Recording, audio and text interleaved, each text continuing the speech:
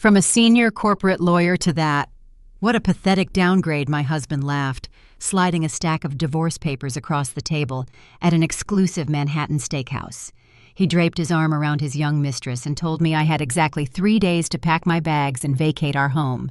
He had no idea that just 6 months later, his failing tech company would be begging for a buyout to avoid bankruptcy. He walked into the executive boardroom, expecting to meet his anonymous corporate savior, only to freeze when he saw me sitting in the chairman's seat, holding the exact contract that would seal his fate. My name is Clara, and I am 34 years old. Before I tell you how I legally dismantled his career and bought his entire world for pennies, let me know where you are listening from in the comments. Hit that like button and subscribe if you enjoy watching arrogant people walk blindly into a trap they built themselves. The scent of charred ribeye and expensive red wine filled the dim dining room. Julian leaned back in his leather booth, projecting the relaxed confidence of a man who thought he had just won the lottery. He is 36, the director of procurement at Novatech, a logistics firm, and he wears his ambition like a cheap suit. Sitting right beside him wearing a cocktail dress and a glaringly large diamond engagement ring was Chloe. She is 27, a struggling real estate agent who spent more time posting on social media than actually selling properties. Julian tapped his fingers against the manila folders separating us on the white tablecloth. "I heard you finally handed in your resignation at the law firm today," he said, a cruel smirk touching the corners of his mouth, leaving a top-tier firm to join some unnamed financial startup. "You really are giving up, Clara. It is sad to watch you downgrade your life just because our marriage did not work out." I sat across from them, keeping my hands resting lightly on my lap. I did not shed a single tear. I did not raise my voice to defend my career choices. The startup Julian was mocking was Vanguard Capital, a ruthless private equity fund managing billions in assets, and they had just recruited me as a managing partner. But Julian did not read financial news, and I preferred to keep my new position a secret. Chloe shifted closer to him, resting her hand on his shoulder. "Julian is being generous, Clara," she chimed in, her voice dripping with artificial pity. "We are not asking for much. We just need you out of the estate by this weekend. I already hired contractors to redesign the master bedroom. We need the space to build our future, and it is time you move on." I looked at the young woman demanding the keys to a house she could never afford then, at the man who thought he had outsmarted a former corporate litigator. I slowly reached over with my right hand and adjusted the sleeve of my blazer. With a subtle tap of my index finger, I activated the audio recording application on my Apple Watch. "I will have my things out by Sunday," I replied, keeping my tone perfectly even. "You can have the house." Julian let out a short, triumphant laugh, thrilled by my lack of resistance. He raised his hand to signal our waiter pulling a platinum credit card from his designer wallet. He tossed the card onto the leather billfold to cover the $1,000 dinner, eager to show off his wealth in front of his new fiancée. He turned his attention back to Chloe, whispering something that made her giggle. He was entirely unaware that the card he just threw on the table was tied to an account I had already restricted. 3 minutes later, the waiter returned to our booth. He cleared his throat, holding the leather folio awkwardly in his hands, his face pale with discomfort. "I am sorry, sir," the waiter murmured, looking down at Julian. "Your card has been declined." The morning sun barely pierced the heavy cloud cover over the city suburbs as a sleek leased sedan pulled into the circular driveway of my estate. Julian put the car in park, turning to flash a confident grin at Chloe. She sat in the passenger seat, shivering in a thin designer jacket surrounded by stacked leather luggage. They had arrived exactly at 8, expecting to find me weeping over cardboard boxes, or perhaps already gone. Julian walked up the stone steps with the arrogant stride of a man reclaiming his kingdom. He reached for the digital keypad mounted beside the heavy oak door. He punched in his usual 4-digit code. The keypad emitted a sharp negative buzz and flashed a bright red light. Julian frowned, assuming a simple system error. He punched the numbers again, pressing his finger harder against the glass screen. Another harsh buzz echoed in the freezing air. Chloe stepped up beside him, crossing her arms and complaining about the bitter cold, asking why he was making her wait outside their new home.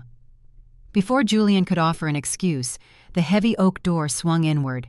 Julian stepped forward, opening his mouth to issue a demand, but the words died instantly in his throat. I was not standing in the foyer. Instead, two men in dark tactical suits stepped onto the porch. They were private security contractors hired strictly to enforce boundaries. The lead contractor did not waste time with pleasantries. He held out a thick legal document secured to a clipboard and stepped directly into Julian's path. The contractor stated clearly that Julian was legally classified as an unauthorized occupant and had zero right to enter the premises. He handed the document forward. Julian snatched the paper, his face flushing a deep shade of crimson. He scanned the bold black text, his eyes darting across the legal jargon. He expected to see a standard domestic dispute form. What he read was a formal eviction notice issued by an independent fiduciary. The reality of his living situation crashed down on him right there on the frozen porch. For 3 years, Julian had hosted extravagant dinner parties in that house, boasting to his colleagues at Novatech about his brilliant real estate investments. He had paraded Chloe through the halls while I was away on business, promising her a luxurious life within those walls. The legal document stripped that illusion bare. The estate had never belonged to him. I purchased the property long before we married using the substantial year-end bonuses I earned as a junior corporate litigator. When I noticed his careless spending habits and his obsession with maintaining a fake wealthy persona, I took quiet preventive measures. I transferred the deed entirely into an irrevocable blind trust. On paper, the house belonged to a faceless corporate entity. Julian was merely a guest whose welcome had just officially expired. Chloe peered over his shoulder, reading the eviction notice. Her expression shifted from annoyance to sheer embarrassment. She looked at the security guards, then at Julian, realizing the wealthy executive she thought she had secured did not even own the roof over his head. She turned on her heel and marched back to the car, leaving him standing alone on the steps. Julian crumpled the paper in his fist. His fragile ego shattered under the weight of the humiliation. He realized he could not smooth-talk his way past armed security, nor could he bully a corporate trust. He spun around and stormed back to his vehicle, his face twisted in a mask of wounded pride. But desperate men do not retreat gracefully. They search for any available weapon to strike back. Sitting in the driver's seat of his car, Julian pulled out his phone. If he could not have the house, he would drain the resources. He opened our joint savings application. This account held $150,000, a safety net we built for emergencies. Without a second of hesitation, he executed an immediate wire transfer, moving every single cent into a private checking account registered solely in his name. A moment later, my phone vibrated. A text message from Julian appeared on my screen. He wrote that he took the cash as a down payment for the emotional damage I caused. He threatened to drag me into family court by the end of the week, promising to sue me for monthly alimony. He claimed that since I had quit my prestigious law firm to work for a risky startup, I was financially unstable, and a judge would force me to liquidate my remaining assets to maintain his standard of living. He ended the message by mocking my career suicide, telling me I would be begging him for a settlement before the month was over. I sat in my new office reading his venomous threat. I did not feel a rush of panic. I did not worry about paying my bills. I looked away from my phone and took in the view from the 60th floor. My office featured floor-to-ceiling glass walls overlooking the bustling financial district. The Vanguard Capital logo was etched discreetly into the frosted glass of my door. I was not a struggling employee at a risky startup. I was the newly appointed managing partner of a private equity firm that controlled billions in global assets. Julian thought he had just stolen my life savings. He had no idea he had just stolen pocket change from a titan. I picked up my phone and dialed a secure number. The line rang twice before a deep, calm voice answered. It was Marcus. Marcus is my brother-in-law, married to my younger sister, Maya. He is also a brilliant African-American forensic accountant, a man who spends his days dissecting fraudulent ledgers and building ironclad federal cases against corrupt executives. He operates with a surgical precision that leaves opposing legal teams scrambling for a defense. I told Marcus about the morning eviction and the subsequent retaliatory withdrawal. I gave him the routing numbers for the joint account and asked him to trace the destination of the stolen funds. I expected Marcus to confirm the money was sitting in a standard personal checking account. I anticipated a simple domestic civil dispute over marital assets. I heard the rapid clicking of a keyboard as Marcus ran the data through his proprietary tracking software. The line went silent for a few minutes. When Marcus finally spoke, the casual tone had vanished from his voice, replaced by the sharp focus of an investigator who had just stumbled upon a major crime scene. Marcus instructed me to look at the screen he was sharing to my terminal. He explained that Julian did not move the $150,000 into a regular domestic savings account. He wired the marital funds into a specialized commercial holding account.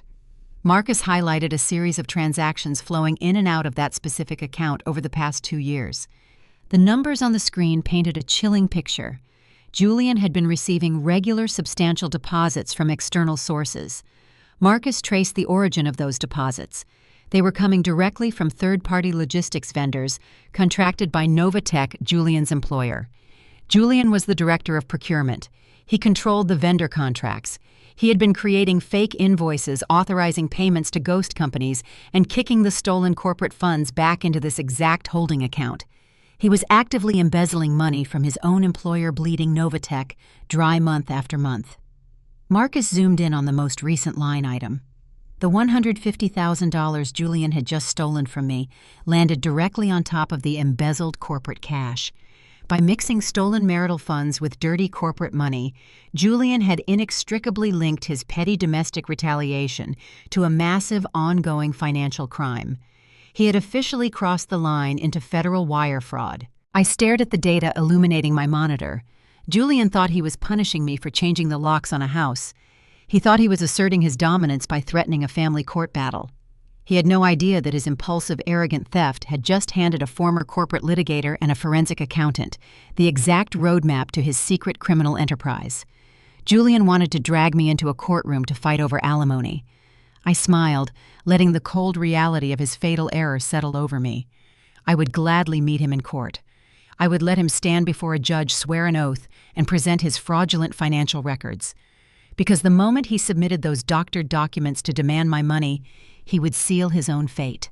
The trap was armed, and Julian was sprinting directly toward the tripwire. Exactly 3 weeks after the eviction, a thick manila envelope arrived via certified mail at the prestigious downtown address of my former law firm. The receptionist, confused by the delivery, forwarded it to my personal email. Julian had followed through on his petty threat. He formally filed a petition in family court demanding extensive spousal support and asset division. He claimed he was accustomed to a high standard of living during our marriage and argued that my sudden, reckless decision to abandon a stable corporate career had caused him severe financial distress. Julian did not hire a reputable family law attorney. He retained a notoriously aggressive litigator named Silas, a man infamous for dragging high-net-worth divorces through the mud to force quick settlements. Silas specialized in intimidation tactics and public embarrassment. Serving the court summons to my old office was a calculated maneuver. Julian wanted my former colleagues to see me as a failed, unemployed woman fighting over scraps with her ex-husband. He wanted to humiliate me in front of the very people I used to lead. I read the petition while sitting at my mahogany desk at Vanguard Capital. Julian argued that since I was now working for an unknown startup, my earning potential had vanished. He demanded $10,000 a month in temporary alimony to maintain his lifestyle, plus an immediate lump sum payment for emotional damages. He requested a full discovery of my current financial status, expecting to see a pathetic checking account and a mountain of credit card debt. He thought he was backing me into a corner.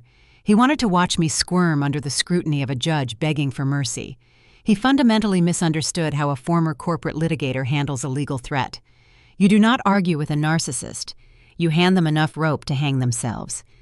I contacted the Human Resources Department at Vanguard. As managing partner, I possessed the authority to structure my compensation package however I deemed fit.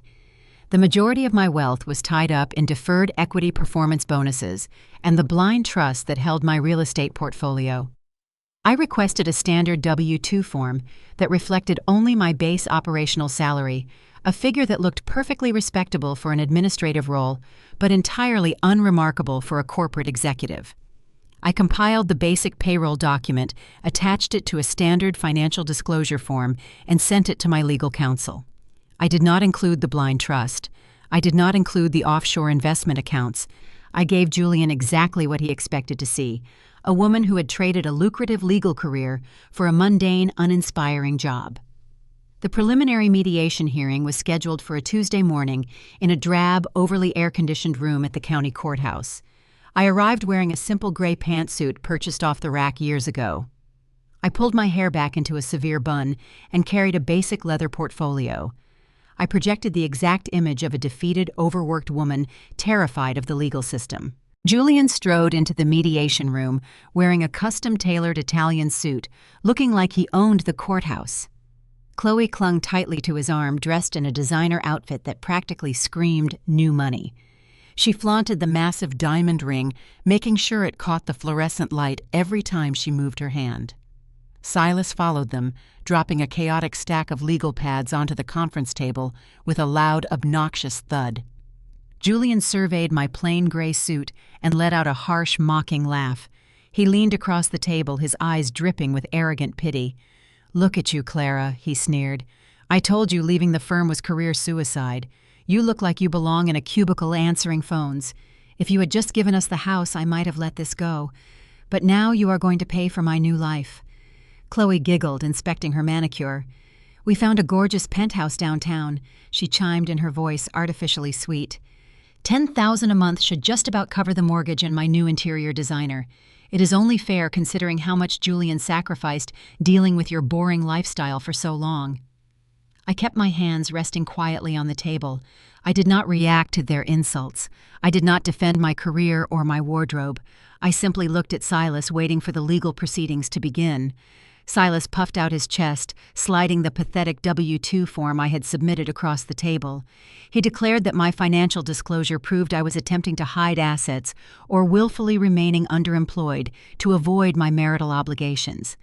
He demanded an immediate ruling, granting the $10,000 a month, arguing that Julian was the true victim of my erratic behavior. Silas threatened to subpoena my new employer to prove I was hiding income. The mediator, a tired-looking older man, reviewed the documents and sighed. He turned to me explaining that full financial transparency was required before any support order could be finalized. He asked if I was willing to submit to a comprehensive discovery process to verify the income listed on my W-2. I nodded slowly, adopting a look of hesitant compliance. "I am willing to provide full transparency," I said, keeping my voice low and unsteady. "I will submit to a complete financial audit. However, under the rules of equitable discovery, I request the exact same transparency from the petitioner." I looked directly at Julian. "I require an unredacted comprehensive history of all banking transactions, investment portfolios, and commercial holding accounts linked to his name or his Social Security number for the past 24 months. If he is claiming financial hardship, the court must verify his current liquidity." Julian scoffed, waving his hand dismissively. He viewed my request as a desperate amateur stalling tactic. Silas leaned over and whispered in his ear, assuring him it was a standard reciprocal request that meant absolutely nothing. Silas believed his client was a clean, respectable corporate executive.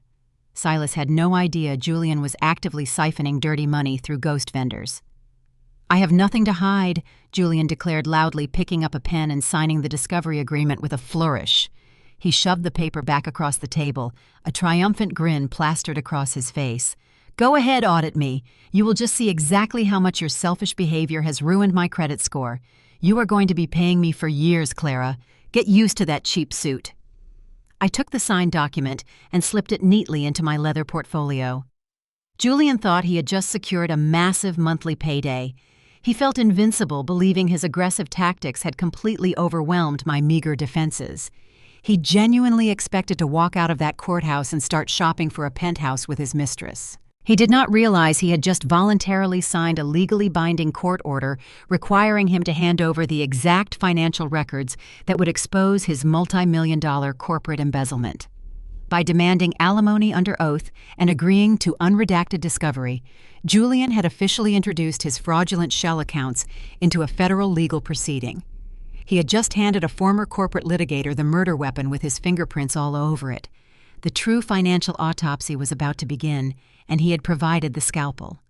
The heavy cardboard banker box hit the center of my glass conference table with a dull thud.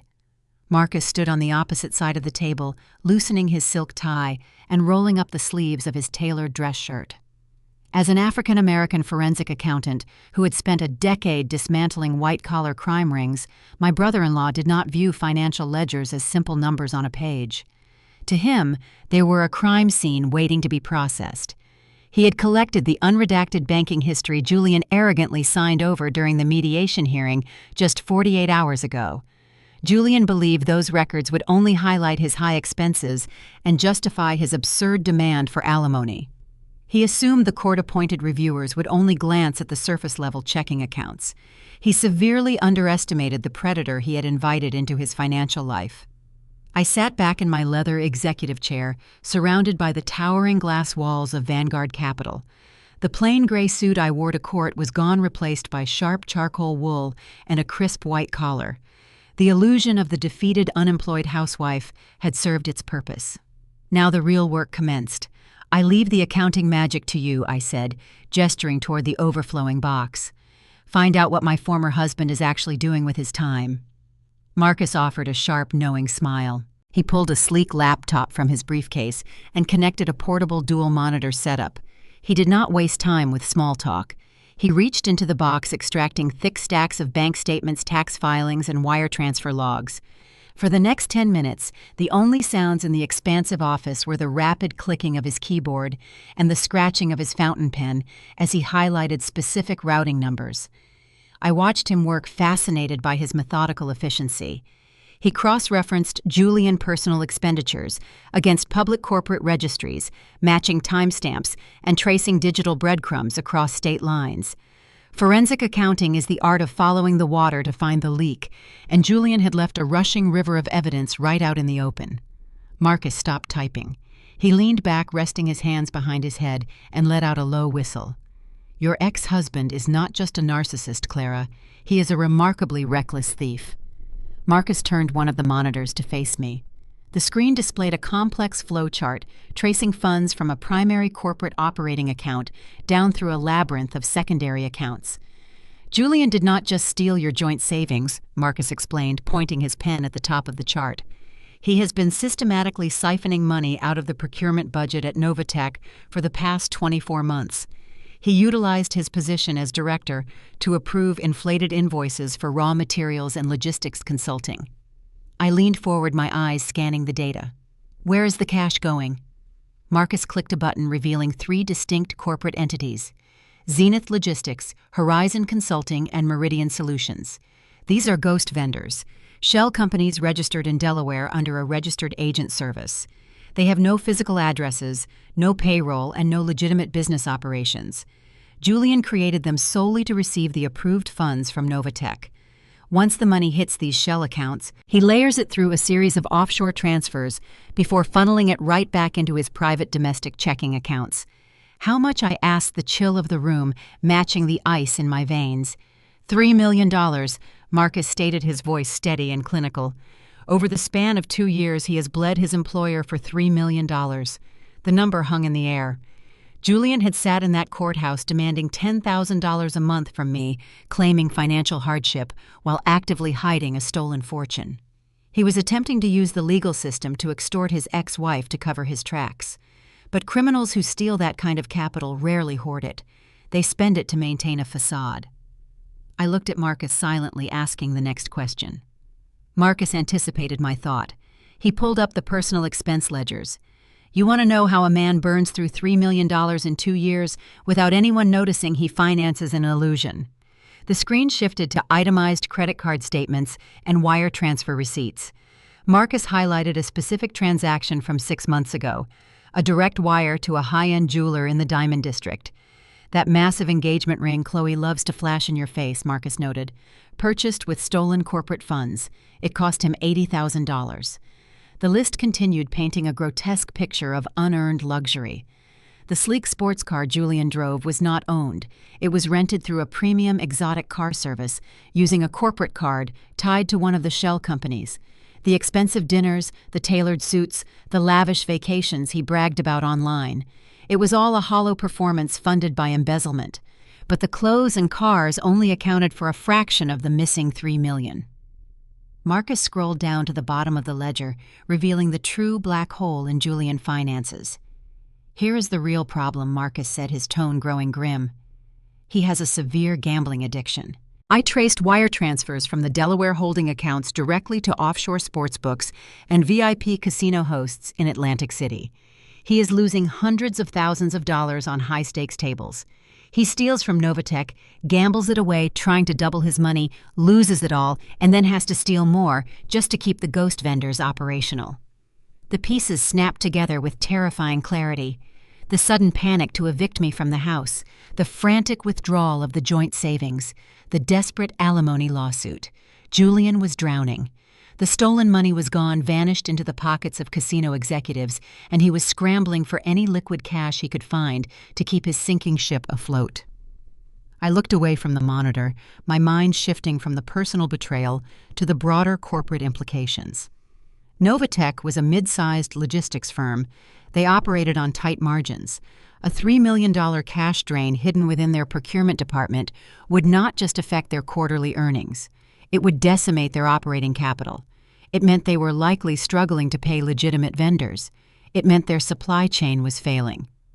"Julian is killing his own company," I murmured, tapping my fingers against the glass desk. If he has siphoned $3 million out of their operational budget, Novatech must be hemorrhaging cash. They have to be on the verge of default.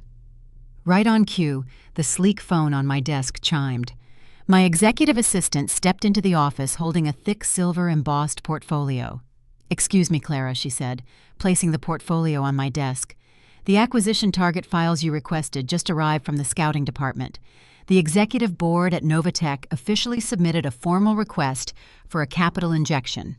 They are seeking an immediate buyout to avoid filing for Chapter 11 bankruptcy next week." A slow, dangerous smile spread across my face. The universe possessed a brilliant sense of irony. I opened the portfolio. The cover letter was signed by the chief executive officer of Novatech. It detailed their desperate financial situation, citing unforeseen supply chain disruptions and unexpected operational deficits. They were begging Vanguard Capital to acquire a controlling stake in their firm to save them from total ruin. They were offering their company for pennies on the dollar, entirely unaware that the unseen poison destroying their balance sheet was sitting in their own procurement office. I scanned the second page of the letter, and the smile on my face hardened into a sharp, predatory edge. "Marcus," I said, sliding the document across the table toward him, "look who Novatech appointed to lead their acquisition pitch." Marcus read the paragraph, a low chuckle escaping his throat. The chief executive officer had written glowing praise for the team he was sending to negotiate the buyout. He assured Vanguard Capital that they would be dealing with his most trusted, brilliant negotiator. The man credited with holding their vendor relationships together during this difficult financial crisis. Novatech was sending Julian. Julian was going to spend his weekend building a desperate presentation, putting on his best tailored suit, and preparing to walk into Vanguard Capital to beg for a financial lifeline. He believed he was going to charm a room full of faceless elite investors into handing his company millions of dollars, hoping the influx of cash would cover the massive hole he had dug. He had no idea that the faceless investment firm he was preparing to court was controlled by the very woman he had just sued for alimony. He had no idea he was preparing to walk into a boardroom and hand his entire fraudulent empire directly to his ex-wife. The trap was no longer just set. The doors were locked, the cameras were rolling, and the prey was eagerly scheduling his own execution.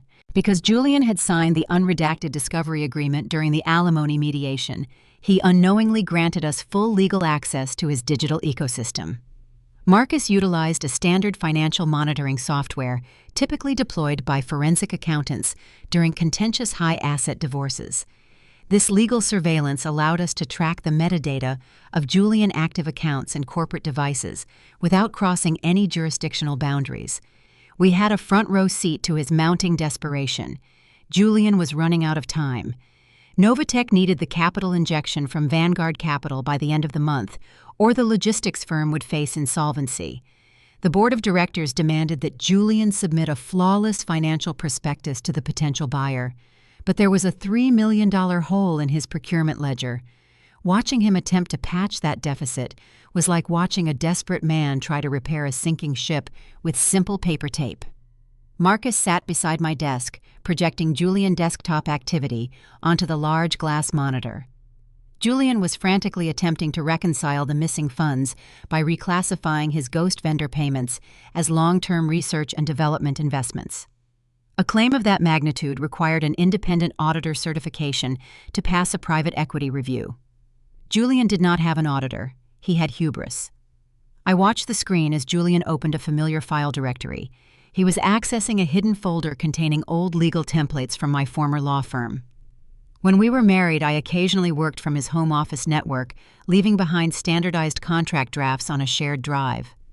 Julian pulled up a certified financial audit template bearing my old firm prestigious letterhead. He meticulously copied the digital signature of a senior managing partner I used to work for and pasted it directly onto his fabricated Novatech prospectus. Marcus let out a low whistle, leaning closer to the screen. Forging a legal document using a prominent law firm letterhead to deceive an investment fund elevated his simple embezzlement to a severe federal offense. Submitting that specific file across state lines constituted multiple counts of wire fraud. He was neatly packaging his own indictment and preparing to hand-deliver it directly to our headquarters. While Julian dug his legal grave in front of a computer screen, his mistress was busy digging her own grave in public. That same evening, my younger sister Maya attended an upscale charity auction in Manhattan. Maya runs a successful boutique public relations agency, navigating high society circles with effortless grace and sharp intuition. She was standing near the silent auction tables, examining a piece of contemporary art, when Chloe spotted her. Chloe thrived on manufactured drama. She marched across the crowded ballroom, holding a full glass of red wine, eager to assert her newfound status over anyone connected to my family. Maya later told me Chloe intentionally bumped into her shoulder, causing the dark red wine to spill directly down the front of Maya's silver silk gown. Instead of offering a polite apology, Chloe laughed a sharp grating sound that drew the attention of nearby wealthy donors. She looked my sister up and down, offering a fake pout of sympathy. She told Maya it was a real shame about the ruined dress, mocking that Maya would probably have to put the dry cleaning bill on a credit card, just like her older sister. Maya maintained her flawless composure, refusing to give the arrogant woman the satisfaction of a public screaming match. But Chloe was desperate for a captivated audience.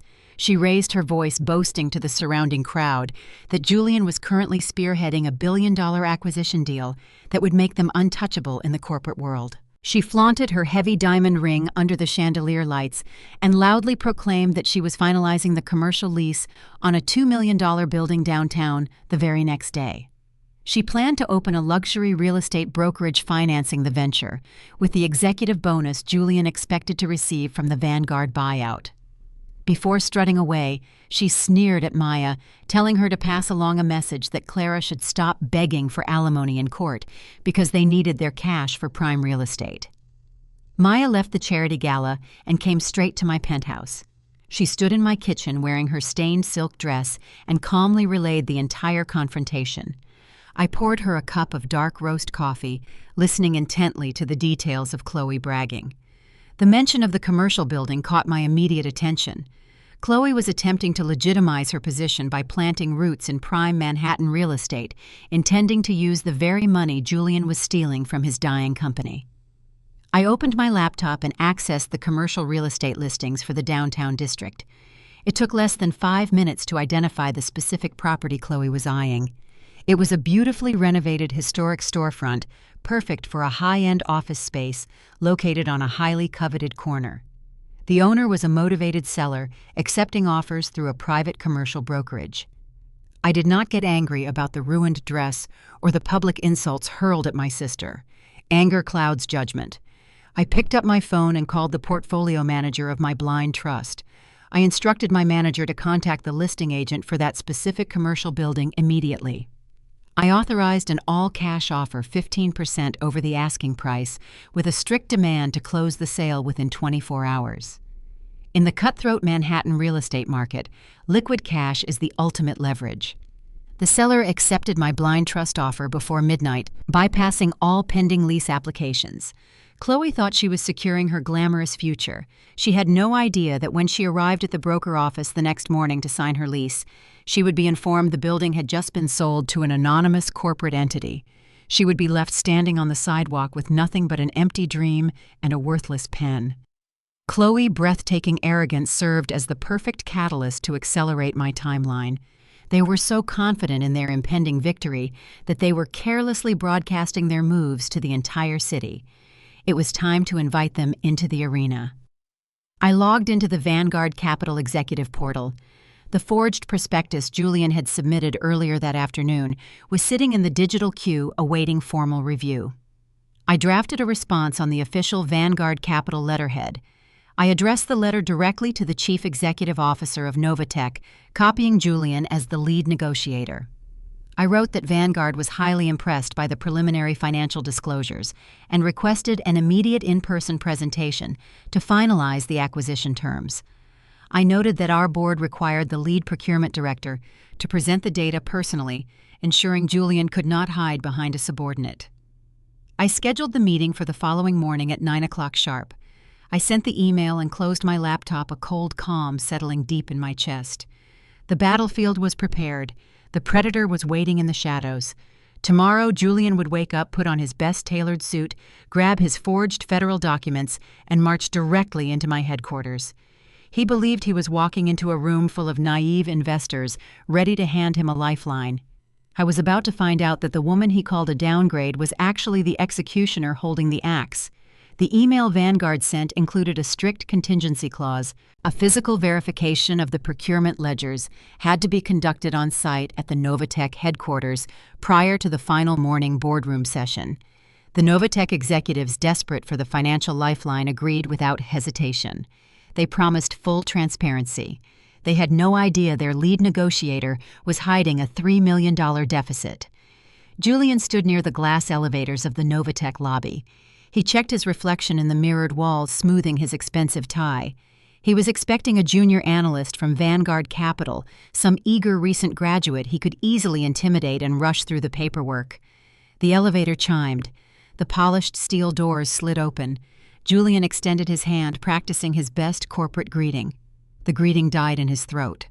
Marcus stepped out of the elevator. My brother-in-law wore a sharp, dark suit carrying a minimalist leather briefcase. His posture radiated quiet authority. Julian stared at the tall African-American man, his outstretched hand slowly dropping to his side. The color drained from Julian's face, leaving his skin a sickly pale shade. He recognized Marcus immediately from awkward family dinners and holiday gatherings. Julian had always treated Marcus with a barely concealed layer of condescending tolerance, viewing him as nothing more than a husband. "What are you doing here?" Julian demanded, his voice dropping to a harsh whisper. He glanced around the bustling lobby, terrified his co-workers would notice his sudden loss of composure. "I am the independent auditor contracted by Vanguard Capital." Marcus replied, his tone perfectly level. "I am here to conduct the preliminary review of the procurement ledgers you submitted this morning. Shall we head to your office?" Julian's mind scrambled to process the intersection of his personal and professional worlds. His inherent narcissism quickly constructed a narrative that protected his ego. He assumed I had begged my new employer to throw a low-level contracting gig to my brother-in-law. He looked at Marcus not as a threat, but as a vulnerable target. He saw a man he could manipulate. Julian grabbed Marcus by the elbow, steering him away from the open lobby and rushing him down a quiet corridor. He pushed open the door to a vacant, soundproof conference room and locked the deadbolt behind them. Julian closed the blinds, blocking the view from the main office floor. He turned to face Marcus, puffing out his chest to reassert his dominance. "Listen to me, Marcus," Julian said, dropping the professional facade entirely. "I do not know how you managed to score a contract job with a firm like Vanguard, but you are way out of your depth here. This is a billion-dollar acquisition. This is the big leagues." Marcus remained standing near the conference table, resting his briefcase on the polished wood. He did not react to the insult. He simply opened his bag and extracted a printed copy of the forged financial prospectus Julian had uploaded to the Vanguard portal. "I am required to verify the cash flow statements regarding the third-party logistics vendors," Marcus stated, tapping the document with his pen. "Your procurement division shows a severe operational deficit that does not align with your projected revenue. I need access to the raw data files." Julian swallowed hard, a bead of sweat forming on his forehead. The arrogant swagger faltered for a fraction of a second. He knew the raw data files would immediately expose the ghost vendors and the missing $3 million. He paced the length of the small room, his mind calculating a desperate exit strategy. He stopped and looked at Marcus deploying a weapon he had utilized his entire life, his unearned sense of superiority. "Let us drop the corporate act," Julian said, his voice adopting a sleek, patronizing cadence. "We are family, or at least we used to be. I know how things work. You are an independent contractor hustling to pay the bills. Maya likes nice things, and living in the city is not cheap. I imagine a guy from your background rarely gets handed an opportunity to work on a deal of this magnitude. You are probably under immense pressure to deliver." Marcus kept his face an unreadable mask. He recognized the subtle racist microaggression, the deliberate implication that a black man could only secure a high-level financial position through a stroke of luck or charity. Instead of letting anger cloud his judgment, Marcus leaned into the silence. He allowed Julian to dig his own grave. Beneath the lapel of Marcus' custom shirt, a microscopic recording device captured every single syllable echoing in the soundproof room. Julian interpreted the silence as submission. He stepped closer, leaning over the conference table, lowering his voice into a conspiratorial whisper. "I can make things very easy for you, Marcus. You do not need to spend hours digging through messy procurement ledgers. You just need to stamp your approval on that prospectus and tell the Vanguard board everything looks solid. If you do that, we both walk away from this acquisition as winners." Marcus met Julian's gaze. "You want me to certify a document without verifying the underlying assets. That violates basic accounting protocols. Protocols are for people who want to stay at the bottom of the ladder," Julian scoffed, waving his hand dismissively. "I am offering you a shortcut. When this buyout clears tomorrow morning, I am going to receive a massive executive retention bonus. If you sign off on this preliminary audit right now, without asking any more questions, I will personally wire $50,000 into any account you choose. Tax-free, no paper trail, just a quiet favor between old friends." The offer hung in the stagnant air of the conference room. Julian stood there expecting Marcus to eagerly accept the bribe. Julian believed that everyone had a price, and he assumed $50,000 was a life-changing sum for the man standing across from him. He had no idea he was attempting to bribe a senior forensic investigator who routinely handled asset seizures worth hundreds of millions of dollars. Marcus picked up his pen.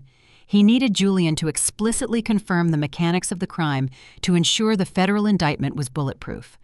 "Let me be clear on the terms," Marcus said, his voice projecting a calm, methodical authority.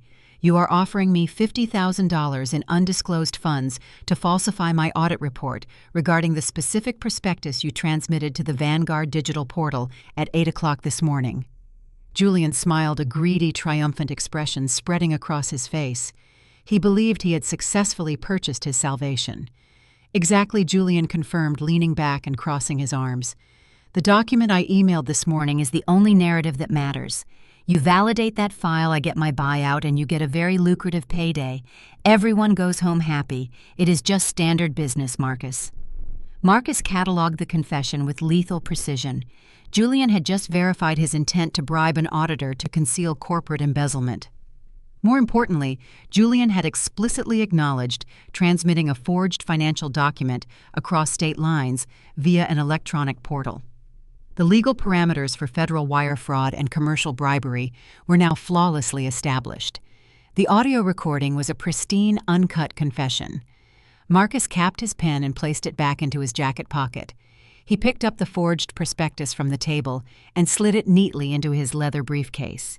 He closed the brass latches with a sharp, definitive click. "I have everything I need for my report," Marcus stated. Julian let out a heavy sigh of relief, clapping his hands together. "I knew you were a smart guy, Marcus. I will have the routing details sorted by the end of the week. I will see you at the signing tomorrow morning." Marcus did not offer a handshake. He turned and walked out of the soundproof room, leaving Julian to bask in his pathetic illusion of victory. Marcus navigated the busy corridors of Novatech, moving past anxious employees who were desperately hoping the impending buyout would save their jobs. They had no idea the director of procurement had just sealed the destruction of the entire executive board. Stepping out through the revolving glass doors into the crisp afternoon air, Marcus pulled his encrypted smartphone from his pocket. He extracted the audio file from his hidden recording device. "He did not send the file to me. He opened a secure communication channel and routed the pristine audio directly to a senior contact at the Federal Bureau of Investigation, White Collar Crime Division. Marcus typed a brief message attaching the audio file and the digital copy of the forged prospectus. The bait was taken. The subject verified the wire transmission and initiated the bribery protocol. Warrants can be finalized for tomorrow morning. He hit send, locking his phone and sliding it away. He looked up at the towering glass facade of the Novatech building. Julian was likely sitting in his office right now, dreaming of his new penthouse and his impending promotion. He thought he had outsmarted the system by throwing cash at a perceived subordinate.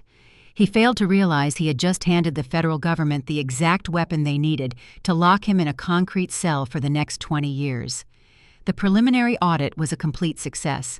The legal snare was fully armed. The battlefield now shifted to the evening celebrations, where the arrogant executives of Novatech planned to toast their fabricated triumph. They were throwing a party on the deck of a sinking ship, and the water was already rushing in. The evening air in Manhattan carried a crisp chill as I stepped out of my hired car and looked up at the towering glass facade of the venue. Novatech had rented the entire top floor of an exclusive rooftop lounge to celebrate their impending financial rescue. The decision to host a lavish catered event while their operational budget bled dry was a flawless representation of their corporate culture. They prioritized the illusion of success over the reality of their balance sheets. Julian had sent an invitation to my former law firm, ensuring it would be forwarded to my personal email. He wanted an audience for his victory lap. He wanted to parade his new life in front of the woman he believed he had discarded and defeated. I obliged his request. I walked into the crowded venue, projecting the quiet stillness of a predator stepping into a feeding ground. I did not wear flashy designer labels or dripping diamonds. I wore a simple black sheath dress, hand-stitched in Milan, devoid of any recognizable branding. To the untrained eye, it was unremarkable office wear. To anyone who understood textiles and tailoring, it projected undeniable quiet power. The room buzzed with the sound of clinking crystal flutes and arrogant laughter. Waiters navigated the crowded floor, carrying silver trays of oysters and imported champagne. I secured a glass of dark red wine and positioned myself near a towering floral arrangement in the corner, observing the ecosystem. Julian and Chloe held court near the center of the room, acting like undisputed royalty. Julian wore a tuxedo that strained slightly at the shoulders, holding his drink with a practiced performative ease. Chloe clung to his arm in a vibrant emerald gown, thrusting her left hand outward during every conversation to ensure the stolen diamond caught the ambient light. She was busy entertaining a group of junior executives boasting loudly about her upcoming commercial real estate venture. She told them she was finalizing a $2 million lease for a historic downtown property the very next morning, oblivious to the fact that my blind trust had already purchased the building out from under her feet. It did not take long for Julian to spot me standing in the shadows. A predatory gleam sparked in his eyes. He tapped Chloe on the shoulder, whispering in her ear, and steered her through the crowd toward my corner. Trailing right behind them were two senior partners from my former law firm, men who had once been my mentors, but now viewed my departure as a baffling failure. Julian had deliberately gathered them to serve as witnesses to my humiliation. "Glad you could make it," Clara, Julian said, his voice carrying over the background music. He stopped a few feet away, looking me up and down with a theatrical sigh of pity. "I see you are still dressing for the cubicle. I was hoping you might put in a little effort tonight, considering the company you are keeping." I took a slow sip of my wine, maintaining unbroken eye contact. "You hosted a celebration, Julian. I came to observe the results of your hard work." Chloe let out a sharp, grating laugh, leaning heavily against his side. "Julian works miracles," she chimed in, tossing her hair over her shoulder. "He single-handedly saved this entire company today. You really should take notes, Clara. Maybe if you paid attention, you would not have had to quit a real law firm to push papers for some anonymous startup. It is tragic seeing you downgrade your life so fast." One of the former law partners shifted uncomfortably, clearing his throat. "We were certainly surprised by your resignation." Clara, the older attorney, noted his tone laced with condescension. "Corporate litigation is a demanding arena. Not everyone possesses the stamina to survive the long game, but there is no shame in seeking easier administrative roles." Julian smiled, emboldened by the lawyer backing his narrative. He stepped closer, invading my personal space to deliver his rehearsed insult. You spent years reading contracts and billing hours, but you never understood how real capital is generated, Julian sneered, swirling his drink. Tomorrow morning, I am closing a buyout that will secure my executive board seat. I am bringing in a private equity firm to restructure this entire enterprise. You walked away from a prestigious career to hide in the shadows. You really need to relearn how to make money, Clara. You are falling behind. I did not flinch. I did not defend my resignation or list my actual professional titles. Arguing with a man standing on a trapdoor is a waste of oxygen. I let his insult hang in the air, offering him a serene, chilling smile. I am constantly learning new ways to manage capital. Julian, I replied softly, my voice slicing through the ambient noise of the party. I find the mechanics of corporate acquisition fascinating. Before Julian could decipher the icy undertone of my response, the crowd parted again. The chief executive officer of Novatech strode toward our group holding a fresh glass of bourbon. He was an older man with silver hair and a reputation for prioritizing his own bonuses over the health of his employees. He clapped Julian hard on the back, his face flushed with the relief of a man who believed he had just dodged bankruptcy.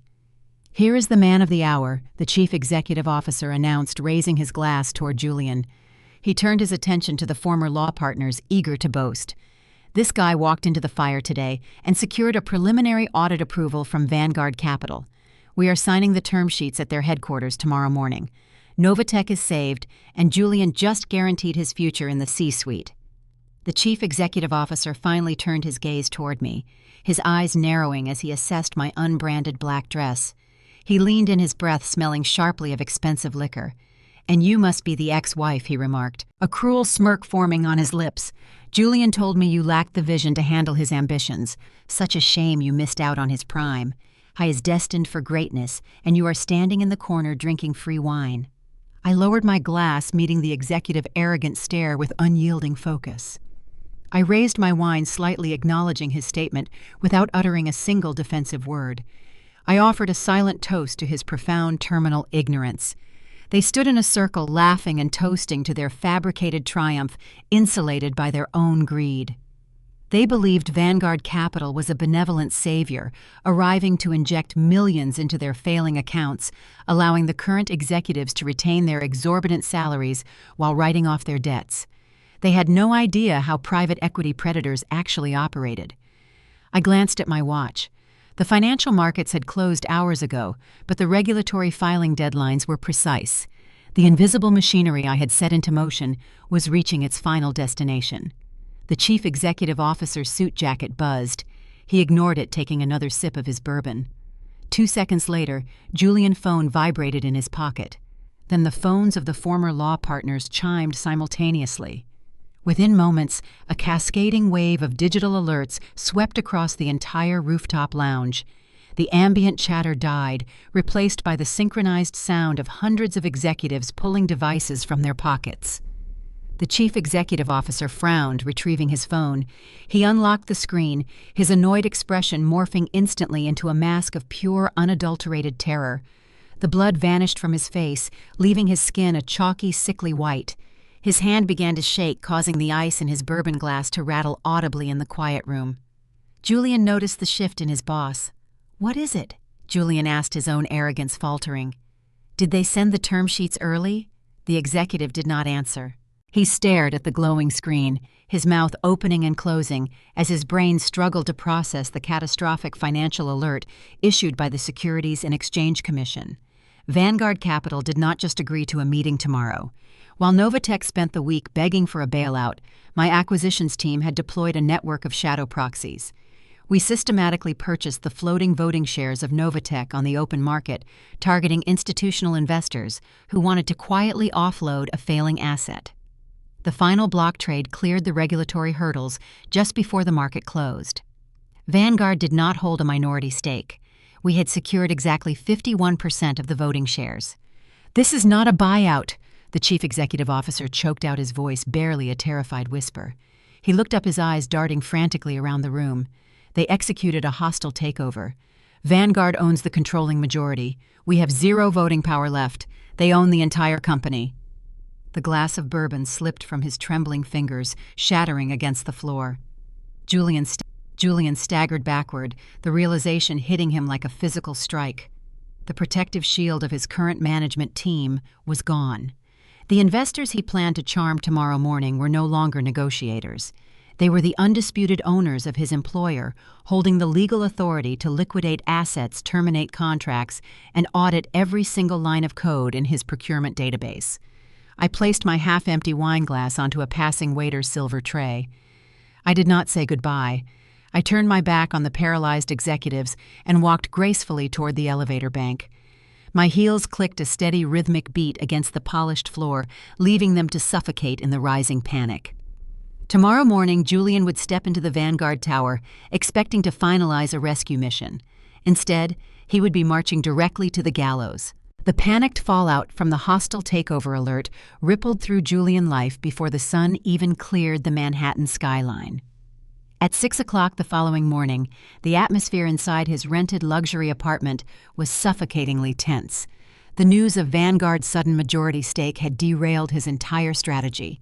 He knew that when new ownership assumes command of a struggling tech firm, the very first action is a brutal, uncompromising audit of all departmental expenditures to locate the financial bleed.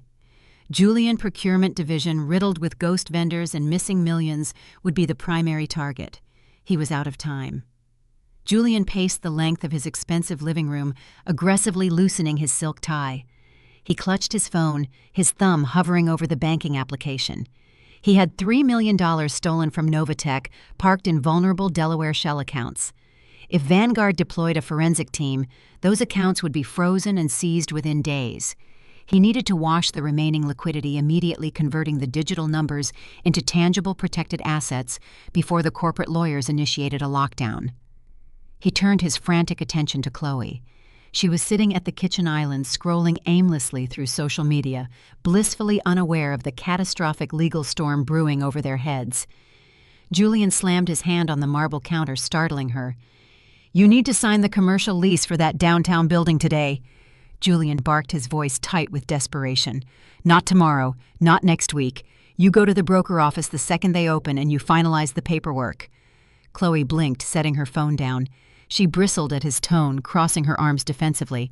"I cannot just demand they expedite the signing, Julian. The broker said they needed 48 hours to process the background checks. Besides, I have a brunch appointment at 11. Julian grabbed her by the shoulders, his grip tight enough to make her wince. He abandoned the facade of the wealthy, relaxed executive. "Listen to me very carefully," he hissed, his eyes wide and manic. "The Vanguard buyout just went hostile. The entire executive board at Novatech is panicking.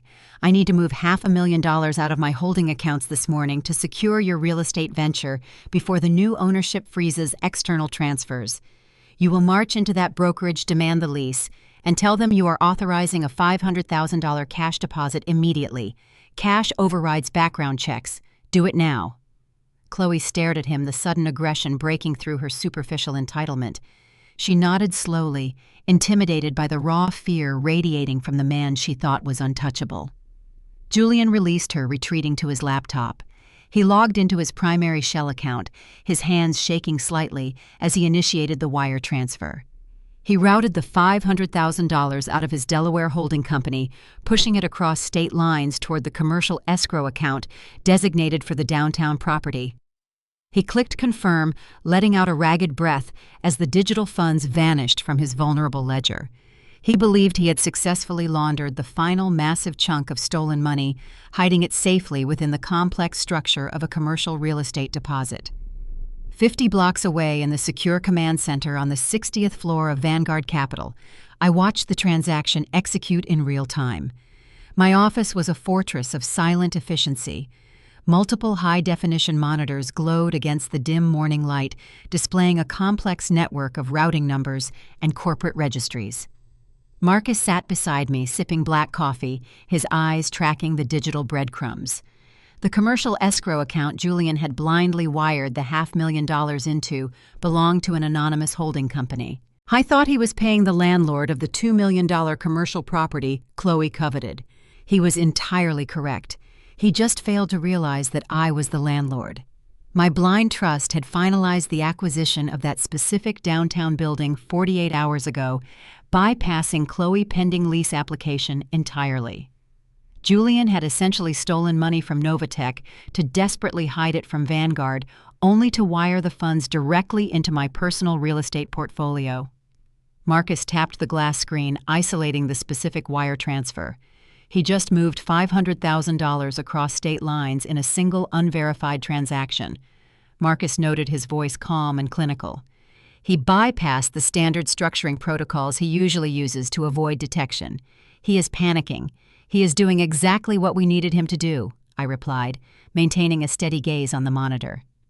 In the highly regulated American financial system, moving $500,000 in a single wire transfer from an obscure corporate shell company triggers automatic, unavoidable security protocols. The transaction instantly generated a suspicious activity report, or SAR, within the federal banking network. The algorithm flagged the movement as a high-risk indicator for money laundering, alerting federal oversight agencies to investigate the origin of the funds. But Marcus and I did not rely solely on automated algorithms. We had spent the previous 72 hours building an airtight dossier documenting Julian's extensive embezzlement network. The fake vendor invoices, the offshore casino transfers, the forged auditing signature, and the audio recording of Julian attempting to bribe Marcus during the preliminary review. It was a masterpiece of forensic prosecution. Marcus opened a secure encrypted communication channel linked directly to his contacts at the Federal Bureau of Investigation, White Collar Crime Division, and the Internal Revenue Service Criminal Investigation Unit. He transmitted the final piece of the puzzle, the $500,000 interstate wire transfer receipt, providing the federal agents with the definitive proof of ongoing active money laundering. The response was swift and absolute. The federal agencies confirmed receipt of the dossier. The evidence was overwhelming, circumventing the need for a protracted grand jury investigation. Warrants for wire fraud, corporate embezzlement, commercial bribery, and tax evasion were drafted and signed by a federal judge within the hour. The snare was fully armed, waiting only for the target to step onto the designated execution block. I closed the financial tracking software and opened my official Vanguard Capital email client. It was time to issue the formal summons. The Novatech Executive Board was currently scrambling in their offices, terrified of the impending corporate slaughter. I composed a direct, uncompromising message addressed to the Chief Executive Officer of Novatech, ensuring Julian was carbon copied on the communication. The email was brief and completely devoid of corporate pleasantries. I informed the board that Vanguard Capital, now operating as the majority shareholder, was assuming immediate operational control of the firm. I instructed the entire executive team to report to the Vanguard Capital headquarters tomorrow morning at exactly 9 o'clock for the final transition signing. I added one highly specific non-negotiable directive at the bottom of the email. I required the Director of Procurement, Julian, to personally present the final financial prospectus and account for the severe operational deficits flagged during our preliminary review. Failure to comply would result in immediate termination without severance. I pressed send. The digital command shot across the city landing directly in Julian's inbox. He was trapped. He could not resign and flee because running would instantly validate his guilt and trigger a manhunt. He had to attend the meeting. He had to put on his expensive suit, walk into the belly of the beast, and attempt to bluff his way through a presentation, praying that the faceless Vanguard executives were too busy to notice his specific fraud. He had absolutely no idea that the faceless executives did not exist. The only person waiting for him in that boardroom was the woman he had discarded and mocked.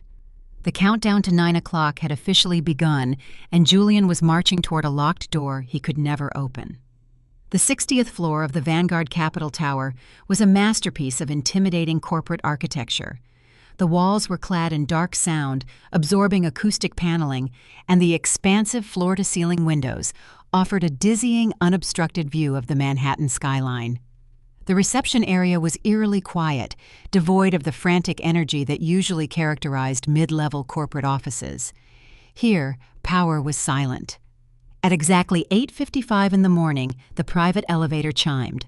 The polished steel doors slid open, delivering the executive team from Novatech. The chief executive officer stepped out first, looking haggard and visibly sweating inside his expensive suit. He was a man accustomed to giving orders, now reduced to a supplicant begging for mercy from an aggressive majority shareholder. Julian flanked him, projecting a forced, desperate swagger. He wore a brand-new custom-tailored charcoal suit, an ostentatious display of wealth undoubtedly purchased on a maxed-out credit card.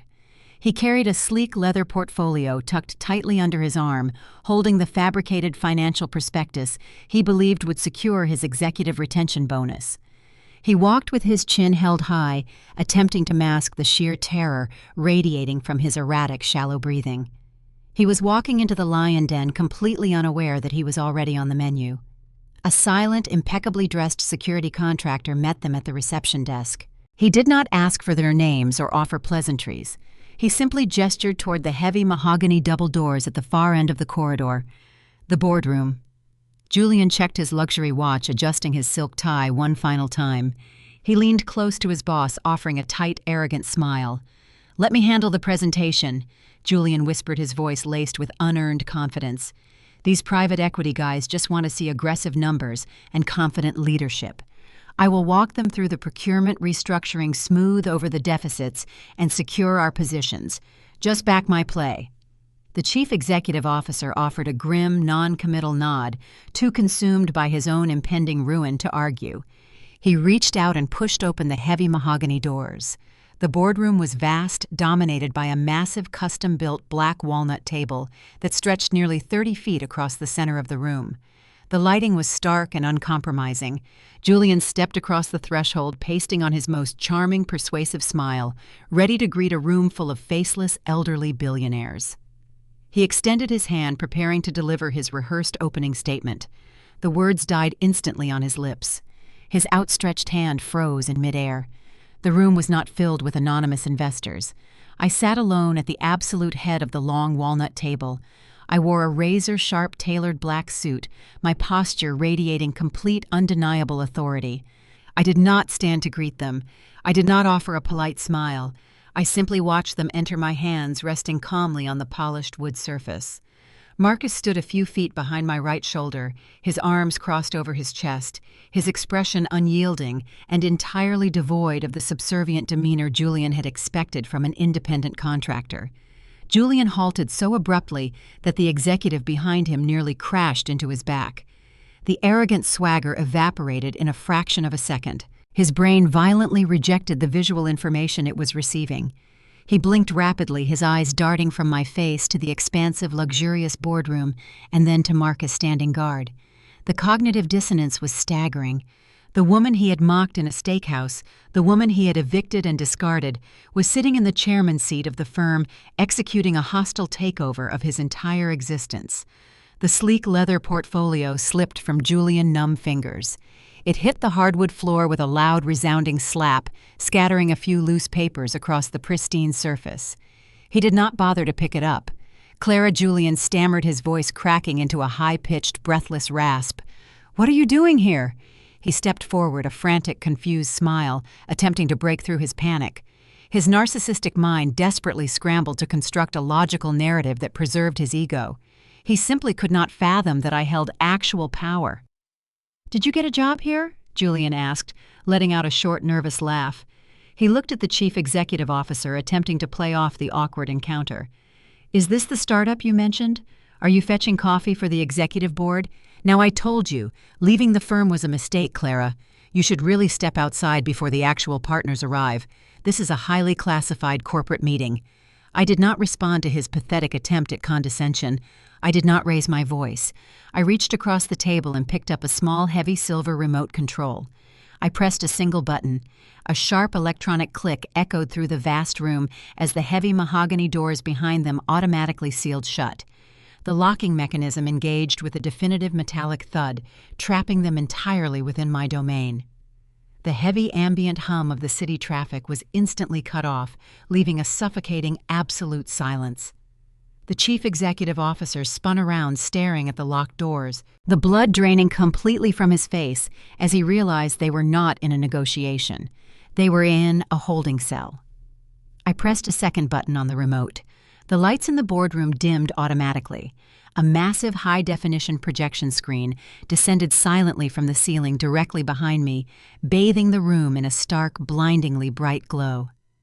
Julian flinched, taking a hesitant step backward, his eyes fixed on the blank white canvas of the screen. The fragile illusion he had desperately clung to was shattering in real time. "I am not fetching coffee, Julian," I stated, my voice slicing through the heavy silence with lethal surgical precision. "And you are not waiting for the partners to arrive." I stood up slowly, commanding the full attention of the room. I leaned forward, resting my palms flat against the dark walnut table. "My name is Clara. I am the managing partner and majority shareholder of Vanguard Capital. I engineered the hostile takeover of Novatech yesterday afternoon. I own your company. I own your contracts. And this meeting is not a negotiation regarding your retention bonus."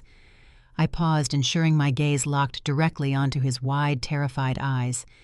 "This meeting is a corporate execution, and you are the first one on the block. Take a seat." The chief executive officer of Novatech stood frozen near the locked mahogany doors. His business instincts, honed over decades in aggressive corporate environments, urged him to take control of the escalating crisis. But the sheer shock of discovering the identity of his new corporate overlord paralyzed him. He looked at Julian, seeing the stark terror vibrating through his director of procurement. He mistakenly interpreted Julian's panic as intimidation rather than guilt. The older executive straightened his tie desperately, attempting to salvage the hostile negotiation by defending his key employee. "Madam," the chief executive officer began, his voice lacking its usual commanding boom, cracking slightly under the oppressive silence of the boardroom.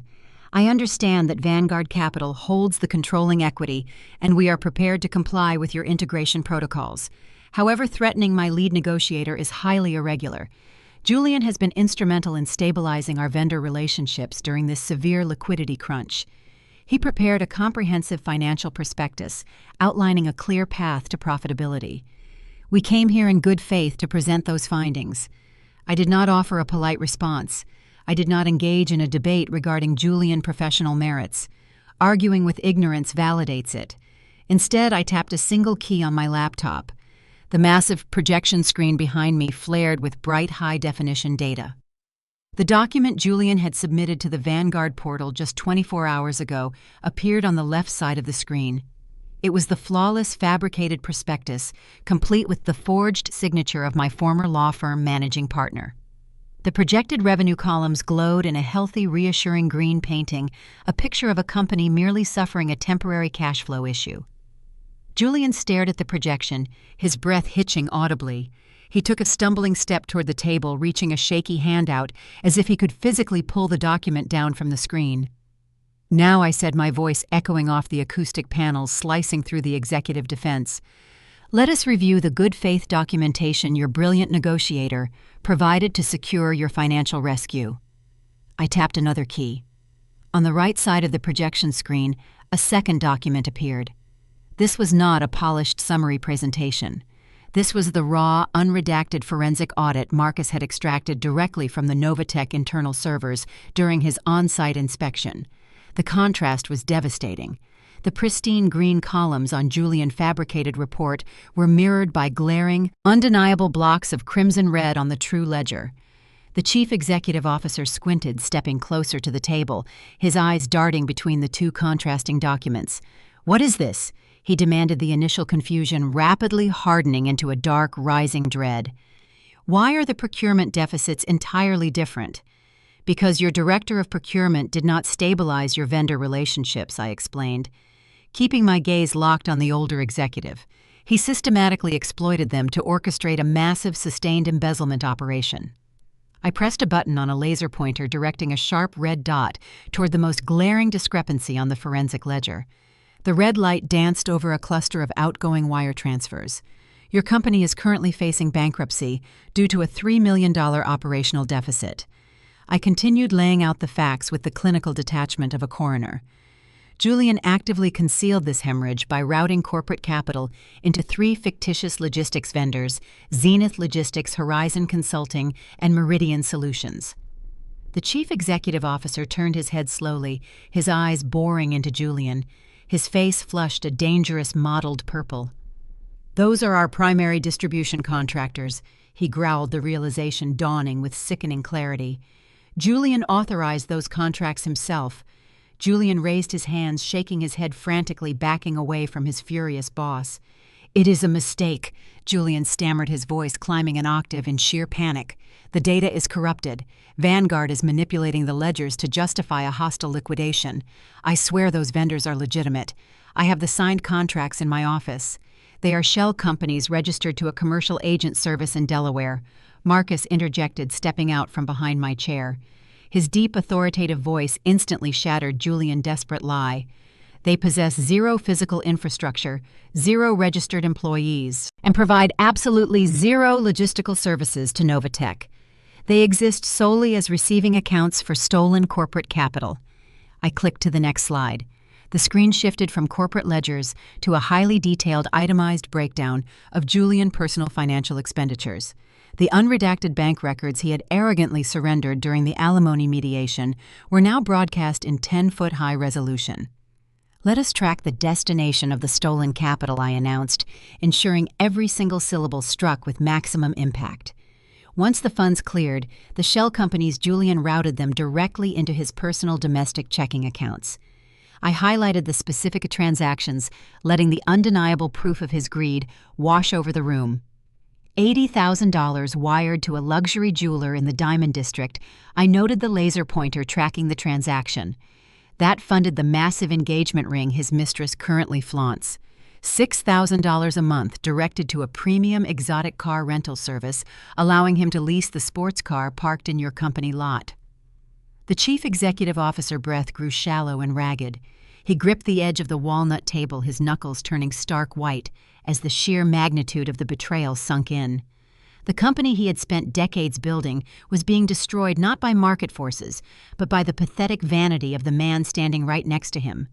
But the luxury expenditures only account for a fraction of the missing $3 million. I continued, pushing the blade deeper. The vast majority of your operational budget was wired directly to offshore sports books and VIP casino hosts in Atlantic City to cover his severe, ongoing gambling addiction. Julian let out a strangled, pathetic gasp. He collapsed into one of the leather chairs, burying his face in his trembling hands. The polished, arrogant executive was entirely gone, replaced by a terrified, cornered thief facing the absolute ruin of his entire existence. The chief executive officer erupted. The shock evaporated, replaced by a volcanic, unhinged fury. He lunged across the distance, grabbing Julian roughly by the lapels of his expensive stolen suit. "You stole from us!" the older man roared, spittle flying from his lips. "You bled this company dry while we laid off hundreds of employees. You forged those reports to cover your tracks." Julian thrashed wildly, trying to break his boss grip. It was the accountants, Julian screamed, his voice cracking as he desperately tried to shift the blame to his subordinates. "The accounting department made errors. I just signed the final approvals. I did not know the vendors were fake. Let me go. I am leaving. I need my lawyer." He managed to shove the older man backward and scrambled toward the locked mahogany doors. He grabbed the heavy brass handles, pulling frantically, his shoes slipping on the polished floor. The doors did not budge. He pounded his fists against the thick wood, a trapped animal, realizing the cage was impenetrable. "Open the door!" Julian shrieked, turning back to face me, his eyes wide with raw, unfiltered terror. "You cannot hold me here. This is kidnapping. I demand you open this door right now." I sat back in my chair, offering him a slow, chilling smile. I did not reach for the remote to release the electronic lock. "You cannot go anywhere, Julian," I stated quietly, the absolute certainty in my voice silencing his frantic pounding. "You seem to misunderstand the nature of the documents you submitted to this firm." I gestured toward the forged prospectus glowing brightly on the projection screen. "When you steal $3 million from an employer, it is a severe corporate crime," I explained, outlining the legal reality with surgical precision.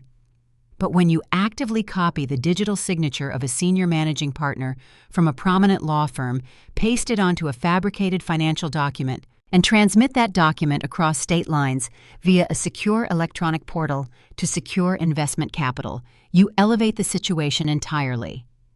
Julian stopped pulling on the door handles, his back pressed hard against the wood. The blood rushed from his head, leaving him dizzy and swaying slightly on his feet. You did not just commit embezzlement, I concluded, delivering the final fatal blow. You committed multiple counts of federal wire fraud and aggravated identity theft. Your signature on that fabricated prospectus officially transformed this corporate meeting into an active criminal investigation file. The moment you hit send on that email, you sealed your own federal indictment. You are not leaving this building, Julian. You are waiting for your escort. The suffocating reality of his impending federal prosecution physically crushed Julian. His legs gave way, and he slid slowly down the heavy mahogany doors, coming to rest in a pathetic heap on the polished floor. He pulled his knees to his chest, burying his face in his hands, releasing a low, guttural moan that echoed strangely in the vast, silent boardroom. He believed he had reached the absolute bottom of his destruction. He thought the total annihilation of his career and the guarantee of a federal prison sentence were the worst consequences he could suffer today. He severely underestimated the comprehensive nature of the trap I had built. I did not just want to dismantle his professional life. I intended to obliterate the entire fabricated reality he had constructed with the woman who helped him tear my life apart. I turned back to my laptop, my fingers hovering over the keyboard. Julian's financial slaughter was merely the opening act. The complete eradication of his arrogant, stolen lifestyle required the simultaneous destruction of his partner in crime. "While you sit there mourning the loss of your freedom, Julian," I said, my voice cutting through his pathetic sobbing, "I think it is only fair we check in on the primary beneficiary of your stolen wealth." I tapped a sequence of keys, executing a command I had prepared the previous night. The massive projection screen behind me flickered, splitting smoothly down the middle. The glaring red ledgers detailing his embezzlement remained fixed on the left side, an undeniable monument to his guilt. On the right side, a live high-definition security feed illuminated the room. The camera angle overlooked a bustling upscale commercial street in the downtown financial district. The focus was tight on the beautifully renovated storefront of the $2 million commercial property my blind trust had aggressively purchased just days prior. The very property Julian had desperately wired $500,000 of stolen corporate funds to secure. Julian lifted his head, his tear-streaked face pale and confused. He stared at the live feed, his bloodshot eyes struggling to comprehend why I was broadcasting a street corner in the middle of his corporate execution. The scene unfolding on the screen was a perfect snapshot of unearned, arrogant entitlement. Chloe stood proudly on the sidewalk directly in front of the locked glass doors of the commercial building. She was dressed in a pristine white designer suit, clutching a pair of oversized ceremonial scissors. She was surrounded by a gaggle of equally vapid wealthy friends and minor social media influencers she had invited to witness her triumphant ascension into the elite business world. She was posing for photographs, flashing her stolen $80,000 diamond engagement ring, completely intoxicated by the illusion of her own success. She was waiting for the property management broker to arrive with the keys so she could officially cut the ribbon on her new luxury real estate brokerage. She believed she had finally arrived. She believed the stolen $500,000 deposit had secured her future. The chief executive officer of Novatech stared at the screen, recognizing the woman from company holiday parties. "What is she doing?" he muttered, the disgust evident in his tone, as he watched the woman who had benefited from the destruction of his company preen for the cameras. "She is waiting to claim her kingdom," I replied smoothly, leaning back in my chair. "A kingdom built entirely on the $3 million your director of procurement stole from your operational budget. Let us see how her grand opening proceeds." On the live feed, a dark, unmarked sport utility vehicle pulled sharply up to the curb, interrupting Chloe's impromptu photo shoot. The heavy doors swung open, and 3 individuals stepped onto the sidewalk. The first 2 were uniformed local police officers, their expressions stern and businesslike. The third person was a sharply dressed representative from my property management firm, clutching a thick clipboard covered in official legal documents. Chloe lowered the ceremonial scissors, her brilliant, arrogant smile faltering slightly as the officers approached. She stepped forward, gesturing vaguely toward the storefront, likely attempting to explain that she was the new primary tenant and questioning their presence on her big day. The property manager did not offer a polite greeting or a congratulatory handshake. He bypassed Chloe entirely, marching directly to the heavy glass doors of the commercial building. He produced a roll of bright fluorescent orange tape, and began sealing the entrance, slapping a massive, highly visible legal notice directly onto the center of the glass. Chloe's friends gasped, stepping backward, their social media broadcasting instantly shifting from a celebration to a live documentation of a disaster. Chloe lunged forward, grabbing the property manager's arm, her face contorting in sheer outrage.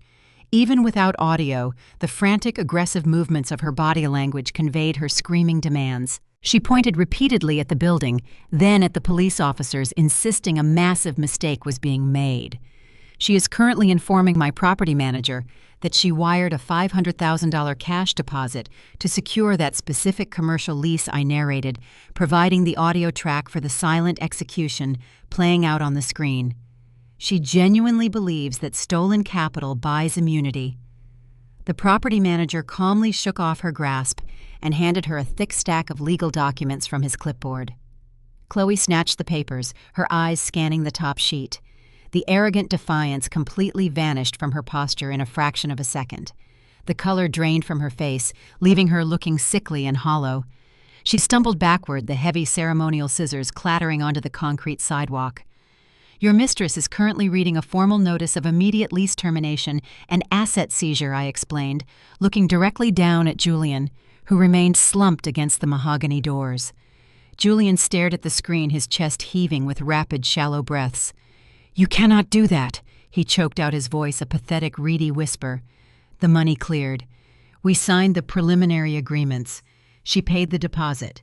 You cannot just lock her out." "I can, and I did," I countered, my voice laced with absolute chilling authority. "You see, Julie and Chloe attempted to sign a commercial lease with a property management firm operating under the umbrella of Vanguard Capital. She attempted to rent a building that I personally own." The realization hit Julian like a physical blow.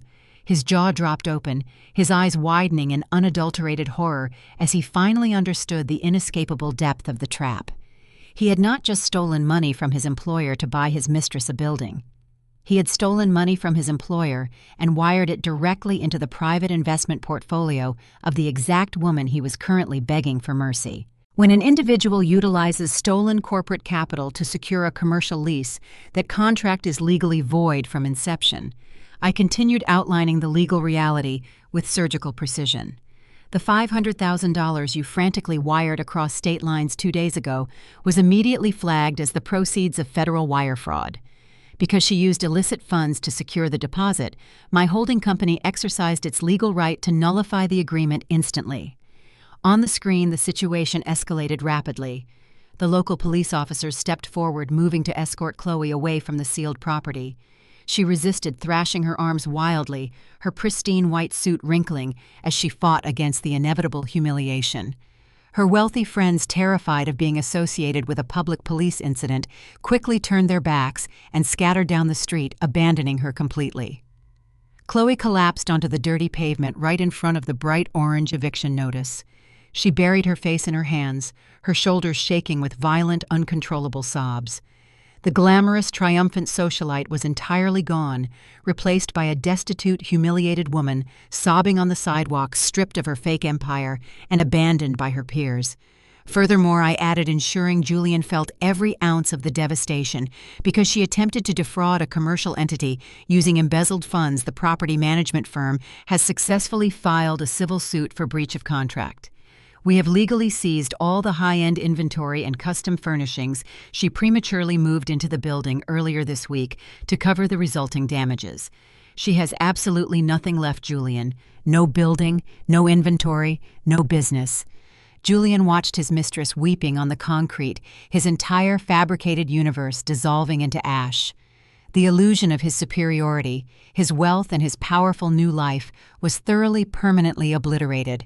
He squeezed his eyes shut, shaking his head frantically, as if he could somehow rewind time and undo the catastrophic errors that brought him to this room. The total collapse of his ego was instantaneous. He rolled onto his hands and knees on the polished boardroom floor, completely abandoning any remaining shred of his corporate dignity. He crawled toward the center of the room, stopping a few feet away from the heavy walnut table. He looked up at me, his face streaked with tears and cold sweat, a broken, terrified animal begging for a reprieve that would never come. The sight of Julian on his knees weeping on the expensive hardwood of the Vanguard Capital boardroom should have elicited some residual spark of pity. He was a broken man, stripped of his stolen wealth and his arrogant facade. But pity is a useless emotion when dealing with a narcissist. A true narcissist does not experience genuine remorse or accept accountability for their destruction. They merely mourn the loss of their own comfort. When the pathetic tears failed to evoke a sympathetic response, Julian's primal defense mechanisms violently engaged. The weeping stopped abruptly. The tears drying on his pale, sweaty face were instantly replaced by a dark, toxic flush of unhinged fury. The cornered animal decided to bare its teeth. Julian scrambled up from the floor, his breathing ragged and heavy. He ignored the horrified stare of his chief executive officer and lunged toward the long walnut table. He slammed his fists down onto the polished surface with enough force to rattle the crystal water glasses. "You think you are untouchable because you sit in that chair?" Julian roared, his voice cracking, shedding all pretense of professional decorum. "You think you can orchestrate this elaborate setup, lock me in a room and humiliate me without facing the consequences? This is illegal, Clara. This is textbook corporate extortion." He paced aggressively along the edge of the table, his manic eyes darting between Marcus and me. He was desperately attempting to construct a narrative where he was the victim of a malicious, vindictive ex-wife abusing her corporate authority. "I will go to the financial press today," Julian threatened, pointing a shaking finger directly at my face. "I will tell every major news outlet in Manhattan exactly how the managing partner of Vanguard Capital operates. I will expose you for using a multi-billion-dollar investment fund to execute a petty personal vendetta against your former husband. The Securities and Exchange Commission will launch an immediate investigation into your hostile takeover of Novatech. Your board of directors will panic. I will tank your precious stock price before the market even closes." The chief executive officer of Novatech took a hesitant step forward, alarmed by the sheer velocity of Julian's threats. "Julian, shut your mouth," the older man hissed, recognizing the suicidal nature of threatening a private equity titan. "You are making this worse." "I am not making it worse," Julian shouted, turning his volatile rage onto his boss. "She is trying to ruin me over a simple domestic dispute. She set this entire trap because she is bitter that I left her. But she forgot one minor detail." Julian reached into the inner pocket of his ruined, custom-tailored suit jacket. His hands were trembling, but he managed to pull out a folded legal document. He smoothed it out on the table with a triumphant, malicious sneer. It was the formal petition for spousal support he had filed in family court just weeks prior. The document demanding $10,000 a month to maintain his fabricated, luxurious lifestyle. "You tried to play the system, Clara, but the legal process is already in motion," Julian boasted, tapping the paper aggressively. "I have a court order demanding full financial discovery. When the judge sees that you lied on your initial disclosures, when the court finds out you are secretly managing a private equity fund while pretending to be an unemployed clerk, the judge will tear you apart. You will be held in contempt. The court will mandate that you pay my alimony, cover my legal fees, and compensate me for emotional distress. You cannot hide your wealth from a family court judge. I will bleed you dry legally."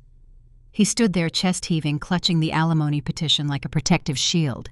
He genuinely believed he had found the ultimate loophole. He thought the threat of a messy public divorce trial and a potential investigation by the Securities and Exchange Commission would force me to back down, unfreeze his stolen assets, and offer him a quiet, lucrative settlement to disappear.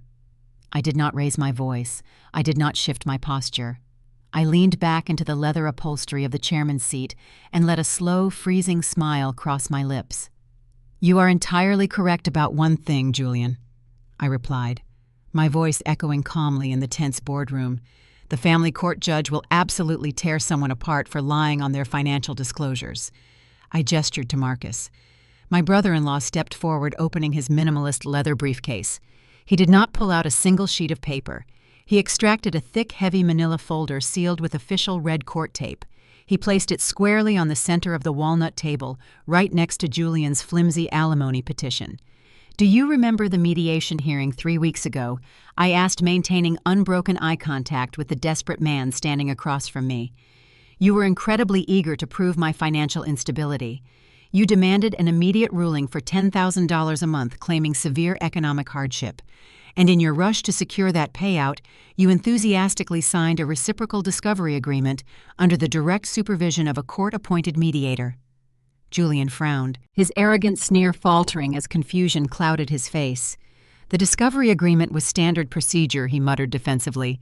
It proves nothing except my current lack of liquid capital. It proves exactly what you swore to be true under the penalty of law. Marcus corrected, his deep voice slicing through Julian's delusion. When you sign a financial disclosure form in a state family court, you are testifying under oath that the assets and liabilities listed are a complete, accurate, and truthful representation of your total net worth. I reached forward and opened the heavy manila folder. I pulled out the exact financial affidavit Julian had submitted to the judge. On this document, I said, tracing the lines of his fabricated financial statement, you claimed a modest mid-level executive salary. You claimed high credit card debt due to the dissolution of our marriage. You explicitly stated under oath that you possessed 0 external sources of income, 0 offshore investments, and 0 corporate equity outside of your standard Novatech compensation package. Julian swallowed hard, his throat bobbing erratically. The sweat on his forehead intensified. He realized where the conversation was heading, but he was entirely powerless to stop the incoming legal freight train. You swore to the court that you were practically destitute. I continued my tone, dropping to a lethal, unyielding register. You deliberately concealed the 3 ghost vendor shell companies registered in Delaware. You hid the $3 million in stolen corporate funds you were actively funneling through those accounts. You omitted the $80,000 diamond ring and the exotic car leases funded by that illicit cash. I picked up the forged financial prospectus from Novatech and placed it directly next to his sworn family court affidavit. You did not just lie to your employer, Julian. You lied to a sitting judge. When you conceal $3 million in stolen assets on a sworn judicial document to fraudulently extort alimony from your former spouse, you commit a severe, undeniable felony. The blood drained from Julian's face for the 3rd time that morning. His aggressive posture collapsed entirely. The realization that his clever legal threat was actually a signed confession hit him with devastating force.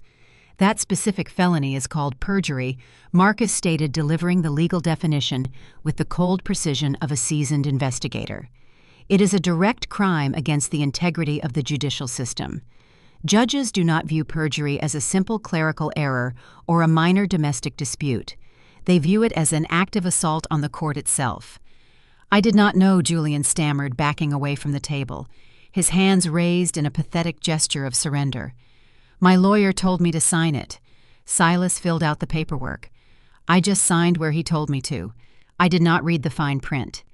Ignorance of the documents you sign under oath is not a valid legal defense, I replied smoothly, especially when those documents actively conceal millions in stolen corporate funds. I closed the manila folder and rested my hands on top of it. I did not wait for the scheduled divorce hearing to address this discrepancy, I informed him, ensuring he felt the full crushing weight of his inevitable doom. Yesterday afternoon, Marcus Hand delivered a comprehensive forensic breakdown of your hidden shell accounts, paired directly with your sworn fraudulent affidavit, straight to the chambers of the presiding family court judge. Julian let out a sharp, choked gasp. He stumbled backward, his knees hitting the edge of a leather chair. The judge was predictably furious, I concluded. She immediately dismissed your petition for spousal support with extreme prejudice. You are not getting $10,000 a month, Julian. You are not getting a single cent. Furthermore, she issued an immediate referral to the District Attorney Office for criminal prosecution regarding the fabricated disclosures. Perjury in this jurisdiction carries a mandatory minimum sentence of up to 5 years in a state penitentiary. And that is before the federal government even begins their prosecution for the wire fraud and corporate embezzlement. You thought you could weaponize the legal system against me, I said, looking down at the broken, trembling man. You simply built the very cage you are going to die in. The revelation of the perjury charges shattered whatever remaining fight Julian possessed. He sank into the leather chair, burying his face in his trembling hands, entirely consumed by the reality of consecutive prison sentences. His desperate threats of media exposure and SEC investigations evaporated into the sterile air of the boardroom. He was a defeated, isolated criminal waiting for the inevitable arrival of law enforcement. But the corporate execution was far from complete. While Julian spiraled into a silent panic attack, the focus in the room violently shifted back to the man who had enabled his rise. The chief executive officer of Novatech had remained paralyzed during the exchange regarding the family court documents, his mind furiously attempting to sever his own liability from Julian's catastrophic downfall. The older executive recognized that Vanguard Capital held absolute dominion over his company. He understood that the $3 million embezzlement and the forged prospectus provided Vanguard with the legal authority to instantly dissolve the acquisition agreement, plunging Novatech directly into immediate, unavoidable bankruptcy. He needed to protect his own golden parachute. He needed to secure the buyout to preserve his legacy and his massive executive retention bonus. The chief executive officer smoothed his silver hair, wiped the sheen of sweat from his upper lip, and stepped forward, actively distancing himself from Julian's slumping figure.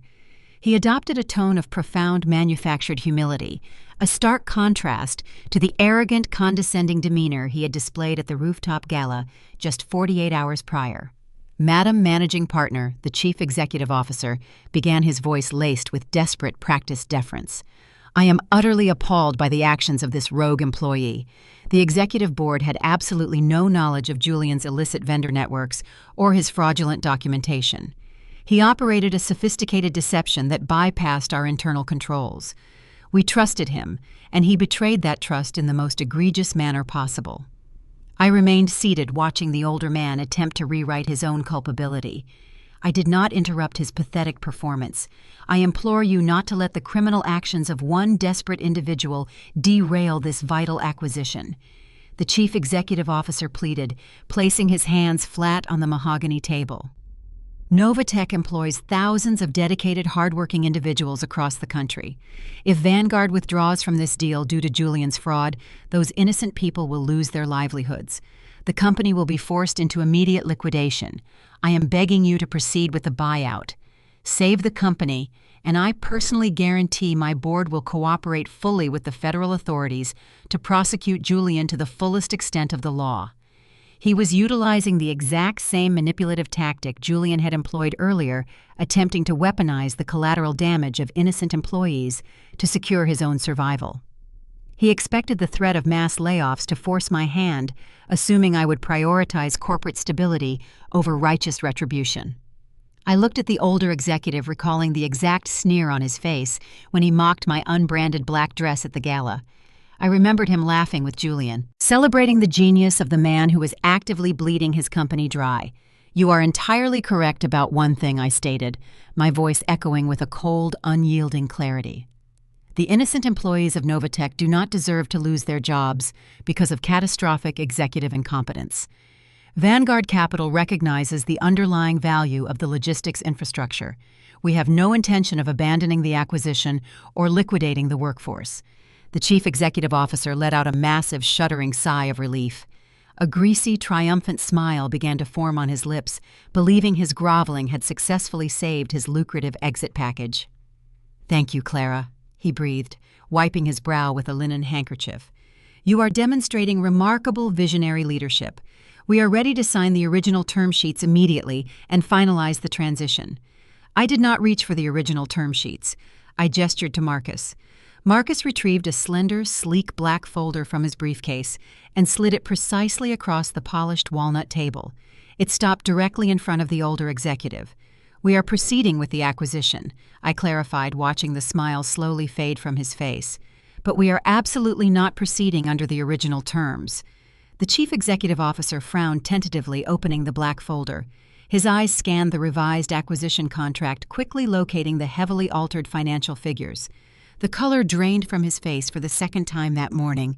"What is this?" he demanded, his voice cracking with sudden rising panic. "The valuation in this document is a fraction of what we agreed upon. This is a fire sale price. You are acquiring the entire company for pennies on the dollar." The original valuation was based on a financial prospectus that failed to account for a $3 million embezzlement deficit and a severely compromised procurement department, I explained, delivering the corporate reality with surgical precision. Julian's fraud fundamentally altered the risk profile of the asset. The revised figure represents the true, uninflated market value of a company actively failing to monitor its own cash flow. But you cannot slash the valuation this drastically, the older man protested, jabbing a finger at the document. My executive board will never approve this sale. We will take our chances in bankruptcy court before we sign away the company for this insulting amount. I leaned forward, resting my elbows on the table, fixing him with a stare that left no room for negotiation. You do not have an executive board anymore, I informed him softly. Vanguard Capital bypassed your board entirely. We executed a hostile takeover by securing 51% of the floating voting shares on the open market. We already own the controlling majority. This meeting was never a negotiation for your approval. It is merely a formality to inform you of the new corporate reality. The sale is finalized. The chief executive officer stumbled backward, bumping into Julian's chair. The crushing weight of the hostile takeover finally penetrated his arrogant denial. His company was gone. His leverage was non-existent. But his primary concern immediately shifted to his own personal wealth. Fine, he spat, his face flushing a deep, angry red. You secured the company. But the executive retention bonuses and the golden parachute clauses outlined in my original contract are legally binding regardless of the final valuation. I expect my severance package to be fully funded by the end of the week. I looked at him with profound, chilling pity. Turn to page 4 of the revised agreement, I instructed. He flipped the pages frantically, his eyes darting across the dense legal text. He found the specific clause detailing executive compensation. His breath hitched audibly. A standard executive severance package is contingent upon the fulfillment of fiduciary duties and the competent management of corporate assets. I recited, knowing the exact phrasing of the contract by heart. Under the provisions of severe gross negligence and the failure to implement basic internal audits, resulting in a multi-million-dollar embezzlement, Vanguard Capital is exercising its right to terminate the entire existing executive board for cause. What does that mean? He whispered, his hands shaking so violently the paper rattled against the table. It means you are all fired effective immediately, I stated, dropping the corporate jargon to deliver the blunt, devastating truth. You allowed a mid-level director to steal $3 million right under your nose because you were too busy planning victory galas to review your own ledgers. You failed your employees, you failed your shareholders, and you failed your basic professional responsibilities. I paused, ensuring he understood the absolute finality of his ruin. You are terminated without severance, I concluded. Your golden parachutes are entirely revoked. Your unvested stock options are canceled. You are walking out of this building with absolutely nothing but the suit on your back, exactly like the employees you were so perfectly willing to sacrifice.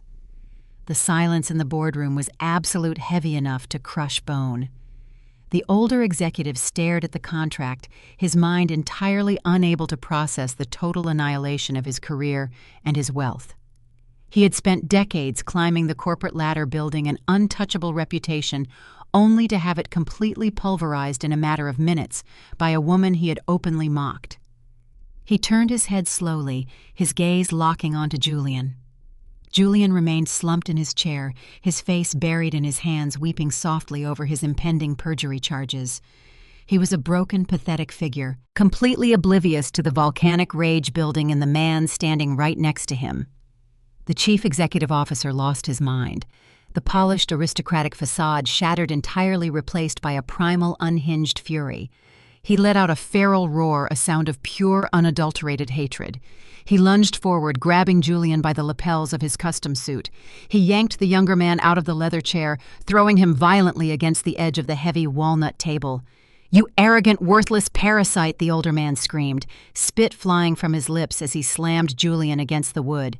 "You destroyed my company. You destroyed my life. I gave you everything. I elevated you." Julian shrieked in terror, throwing his arms up to protect his face. He scrambled backward, trying to escape the furious assault, but his boss was relentless. The older executive swung a heavy, desperate fist, connecting squarely with Julian's jaw. The sharp, sickening crack of bone meeting bone echoed sharply through the boardroom. Julian collapsed onto the floor, clutching his bleeding face, crying out for help. The chief executive officer stood over him, breathing heavily, his fists clenched, preparing to deliver another blow. Marcus stepped forward immediately, moving with the practiced efficiency of a man accustomed to volatile situations. He did not shout or draw a weapon. He simply placed a firm, immovable hand on the older executive's shoulder, pulling him forcefully away from the bleeding man on the floor. Two Vanguard security guards, alerted by the sudden commotion, burst through the mahogany doors, rushing forward to separate the two men. They pinned the chief executive officer against the acoustic paneling, restraining his arms while he continued to scream obscenities at his former golden boy. I remained seated at the head of the table, perfectly still, watching the two men who had spent the last year mocking my career and destroying my marriage physically tear each other apart. The scene was a chaotic, violent masterpiece of poetic justice. They had built an empire on arrogance and deceit, and now they were left with nothing but blood-shattered egos and the impending arrival of federal law enforcement. I stood up slowly, smoothing the fabric of my charcoal suit. I looked down at Julian, who was weeping on the floor, holding his bruising jaw. "Your termination is also effective immediately, Julian," I announced, my voice slicing through the chaotic noise of the struggling executives. "You are officially stripped of your title, your corporate access, and your remaining unvested shares. Vanguard Capital owns Novatech, and Vanguard Capital has zero tolerance for felons." I turned away from the pathetic display, gathering my laptop and sliding the forged prospectus into my briefcase. The execution was complete. The corporate battlefield was cleared. Now it was time to let the federal government handle the cleanup. Julian pushed himself up from the polished floorboards, leaning heavily against the base of a leather chair. A thin stream of blood trickled from the corner of his mouth where his former boss had struck him. The older executive was now restrained in the far corner of the room, breathing hard and glaring at Julian with unfiltered hatred. Julian ignored him. He turned his desperate, bloodshot eyes toward me.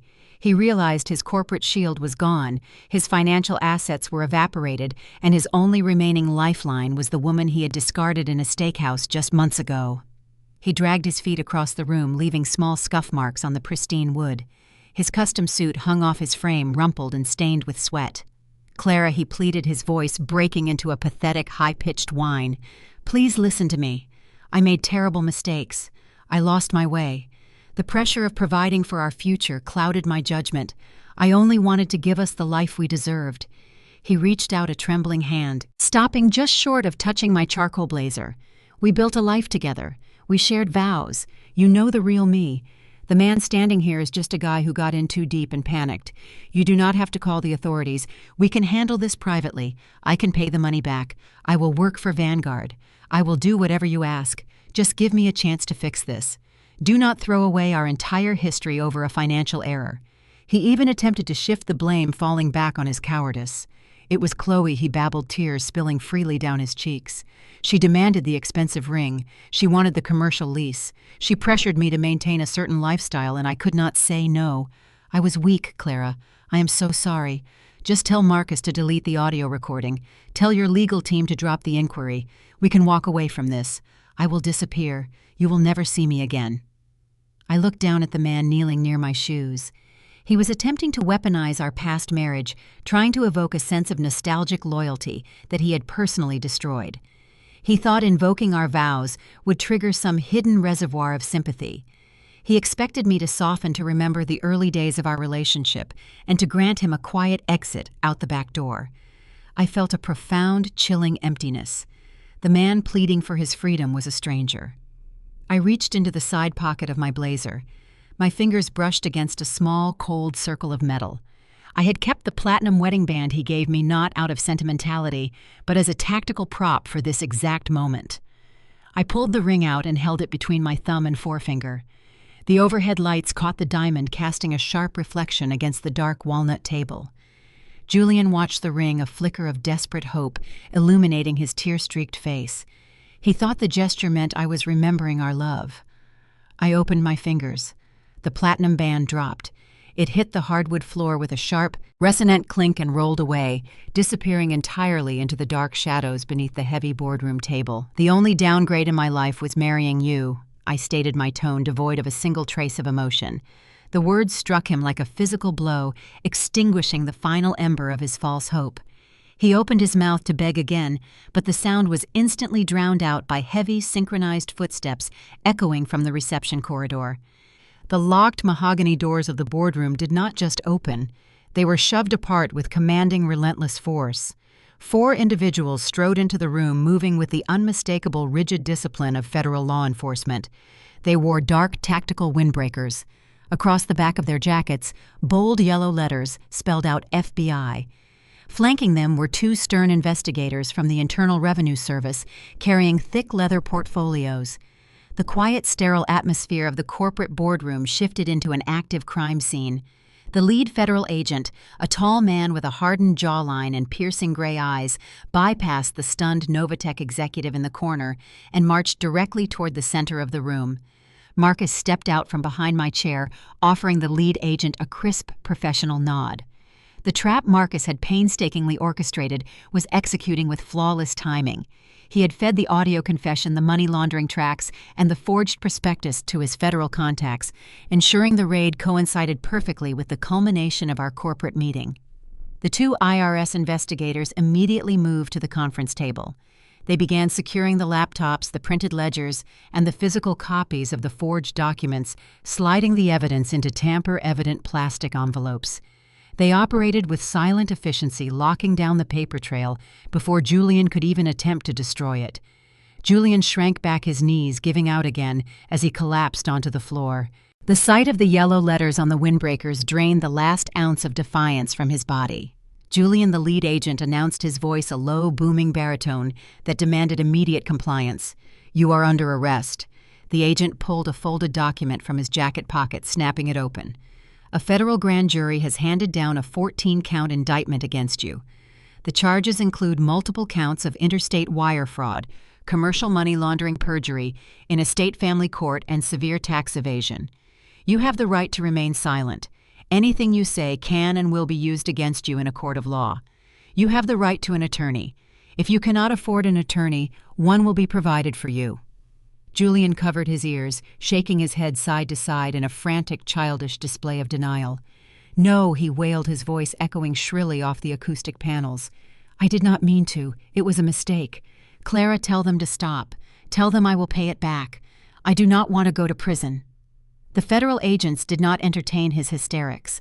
2 of them stepped forward, grabbing Julian by his upper arms and hauling him roughly to his feet. They spun him around, forcing his arms behind his back. The sharp metallic ratcheting of steel handcuffs echoing in the silent boardroom sounded like the closing of a vault door.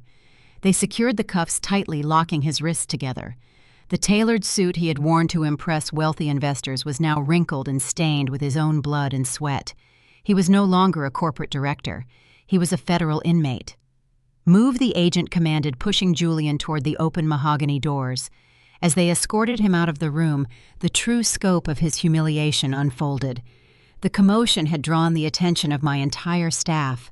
The 60th floor corridors were lined with Vanguard Capital senior executives, top-tier investment bankers, and elite legal analysts. The brightest minds in the financial district stood in absolute silence, watching the disgraced executive being dragged through their headquarters in steel restraints. Julian kept his head down, sobbing uncontrollably. The long glass corridor offered him no place to hide. Every mirrored surface reflected his ruined posture and the grim faces of the agents marching him toward the freight elevators. He was paraded in front of the very people he had desperately wanted to join. He had spent months mocking my career transition, assuming I worked in a lowly cubicle. Now the employees of that same company were standing shoulder to shoulder, acting as the silent jury for his public execution. He was marching toward a concrete cell, leaving behind the wreckage of a life he had arrogantly thrown away. I remained standing near the head of the conference table, watching the procession disappear down the hall. The echo of his crying faded, replaced by the steady, efficient sounds of the IRS agents cataloging the remaining financial files. Marcus walked over, placing his hand lightly on my shoulder. "The first phase of the extraction is complete," Marcus said quietly. "The federal authorities have him in custody, and the corporate acquisition of Novatech is legally binding." I looked down at the spot where the platinum ring had rolled away into the shadows. The ghost of my failed marriage was permanently exorcised, but the battlefield was not entirely clear. Julian was heading to a holding cell, yet his partner in crime was currently experiencing her own brand of devastation on the city streets below. It was time to monitor the collapse of the woman who had demanded the keys to my house. The empire of lies they had built together was burning, and I intended to watch every single ember turn to ash. The ensuing 48 hours moved with the relentless, unyielding momentum of a synchronized avalanche. Vanguard Capital official acquisition of Novatech dominated the early morning financial broadcasts. The major networks analyzed the hostile takeover, praising the aggressive strategic maneuver that had secured the failing logistics firm for a fraction of its projected value. But the corporate triumph was quickly eclipsed by a much darker, far more sensational headline. By Tuesday afternoon, the mugshot of Julian was plastered across the front page of every premier business journal and digital news outlet in Manhattan.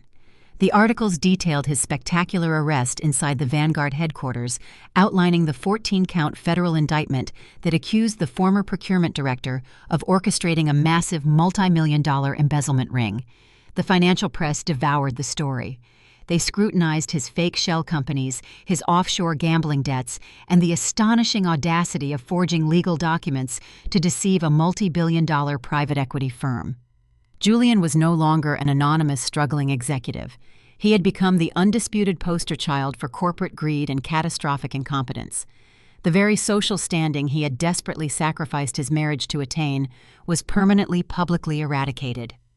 While Julian sat shivering in a sterile concrete holding cell at the Metropolitan Correctional Center, awaiting his initial arraignment hearing, the secondary shockwave of his indictment hit his co-conspirator with devastating force.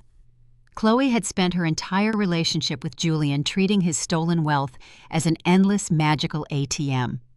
She had gladly accepted the $80,000 engagement ring and eagerly anticipated signing the lease on the $2 million commercial property, never once questioning the origin of the funds. Her ignorance was a deliberate, comfortable choice. However, the federal government does not recognize willful ignorance as a valid defense when your signature is on the paperwork. When Marcus and the IRS investigators began unraveling Julian's network of ghost vendors, they discovered a glaring, fatal anomaly. Julian had utilized Chloe's Social Security number to register the primary receiving account for one of the Delaware shell companies. He likely convinced her she was merely signing standard paperwork to act as a silent partner in his legitimate business ventures. In reality, he had legally designated her as the primary managing member of an entity actively engaged in high-level money laundering. The morning after Julian's arrest, a team of IRS agents arrived at the luxury apartment Chloe had been living in. They did not knock politely. They presented a federal search warrant bypassing the stunned building concierge to seize all physical assets purchased with the illicit funds. They confiscated the designer handbags she had flaunted on social media, seized the keys to the least exotic sports car parked in the garage, and officially froze every single bank account bearing her name. She was informed that she was personally liable for the massive unpaid tax burden generated by the shell company she legally controlled. Stripped of her stolen wealth and facing impending federal charges, Chloe panicked. She did not hire a lawyer. She did not report to the local precinct to cooperate with the investigators. She packed a single suitcase with whatever modest belongings the agents had not tagged, as evidence emptied the meager cash reserves from a hidden emergency envelope and called an unregulated car service. She intended to vanish. She booked a one-way ticket on a budget airline flying out of Newark Liberty International Airport, hoping to disappear into a country that did not maintain a strict extradition treaty with the United States. She severely miscalculated the reach of the federal government. Flight manifests are cross-referenced against active federal watch lists in real time. Chloe made it past the initial ticketing counter, hiding behind large sunglasses and a pulled-down hat, trembling with nervous energy as she approached the security checkpoint. She handed her passport to the Transportation Security Administration agent. The agent scanned the document, pausing as a bright red alert flashed across the monitor. The agent did not hand the passport back. He signaled quietly to a supervisor. Within 90 seconds, 2 armed federal marshals approached Chloe from behind. They flanked her, grasping her arms firmly before she could even attempt to run. The glamorous, arrogant woman who had thrown wine on my sister and bragged about her impending real estate empire was unceremoniously handcuffed right in the middle of the crowded airport terminal. Travelers pulled out their phones, capturing her hysterical, sobbing breakdown as she was dragged away, cementing her public humiliation on the internet forever. They were both currently residing in the same federal detention facility, segregated into different cell blocks, trading their custom-tailored suits and silk dresses for standard-issue bright orange jumpsuits. They were facing federal prosecutors who boasted a 98% conviction rate in white-collar crime cases.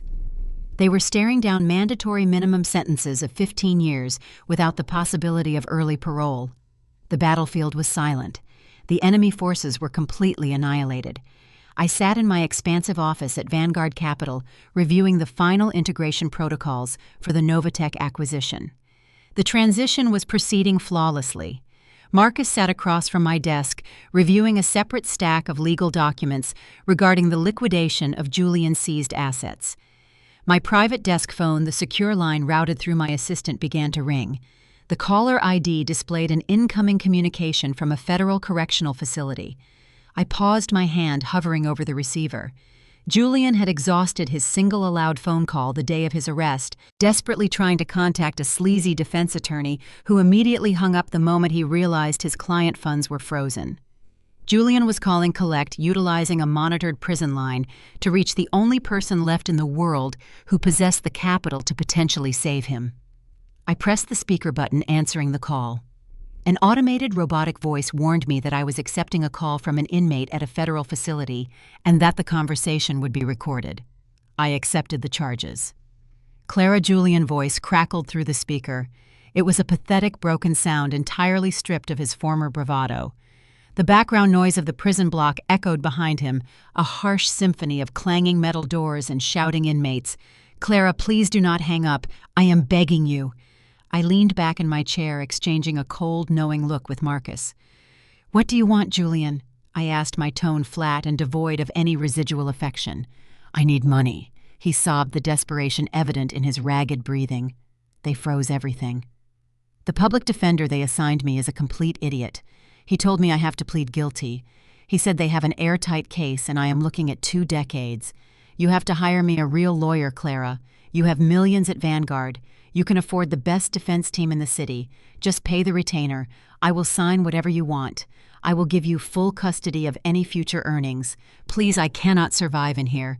The guys in this block, they look at me like I am dead meat. You have to get me out." He was actually attempting to leverage our dead marriage to extract a legal bailout from the very woman he had robbed and mocked.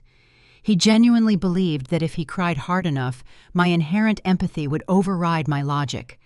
He forgot that the empathetic woman he married died the night he slid those divorce papers across the table at the steakhouse. I reached out and grabbed a heavy crystal tumbler resting on my desk. Marcus picked up a bottle of expensive vintage bourbon we had opened to celebrate the successful Novatech takeover.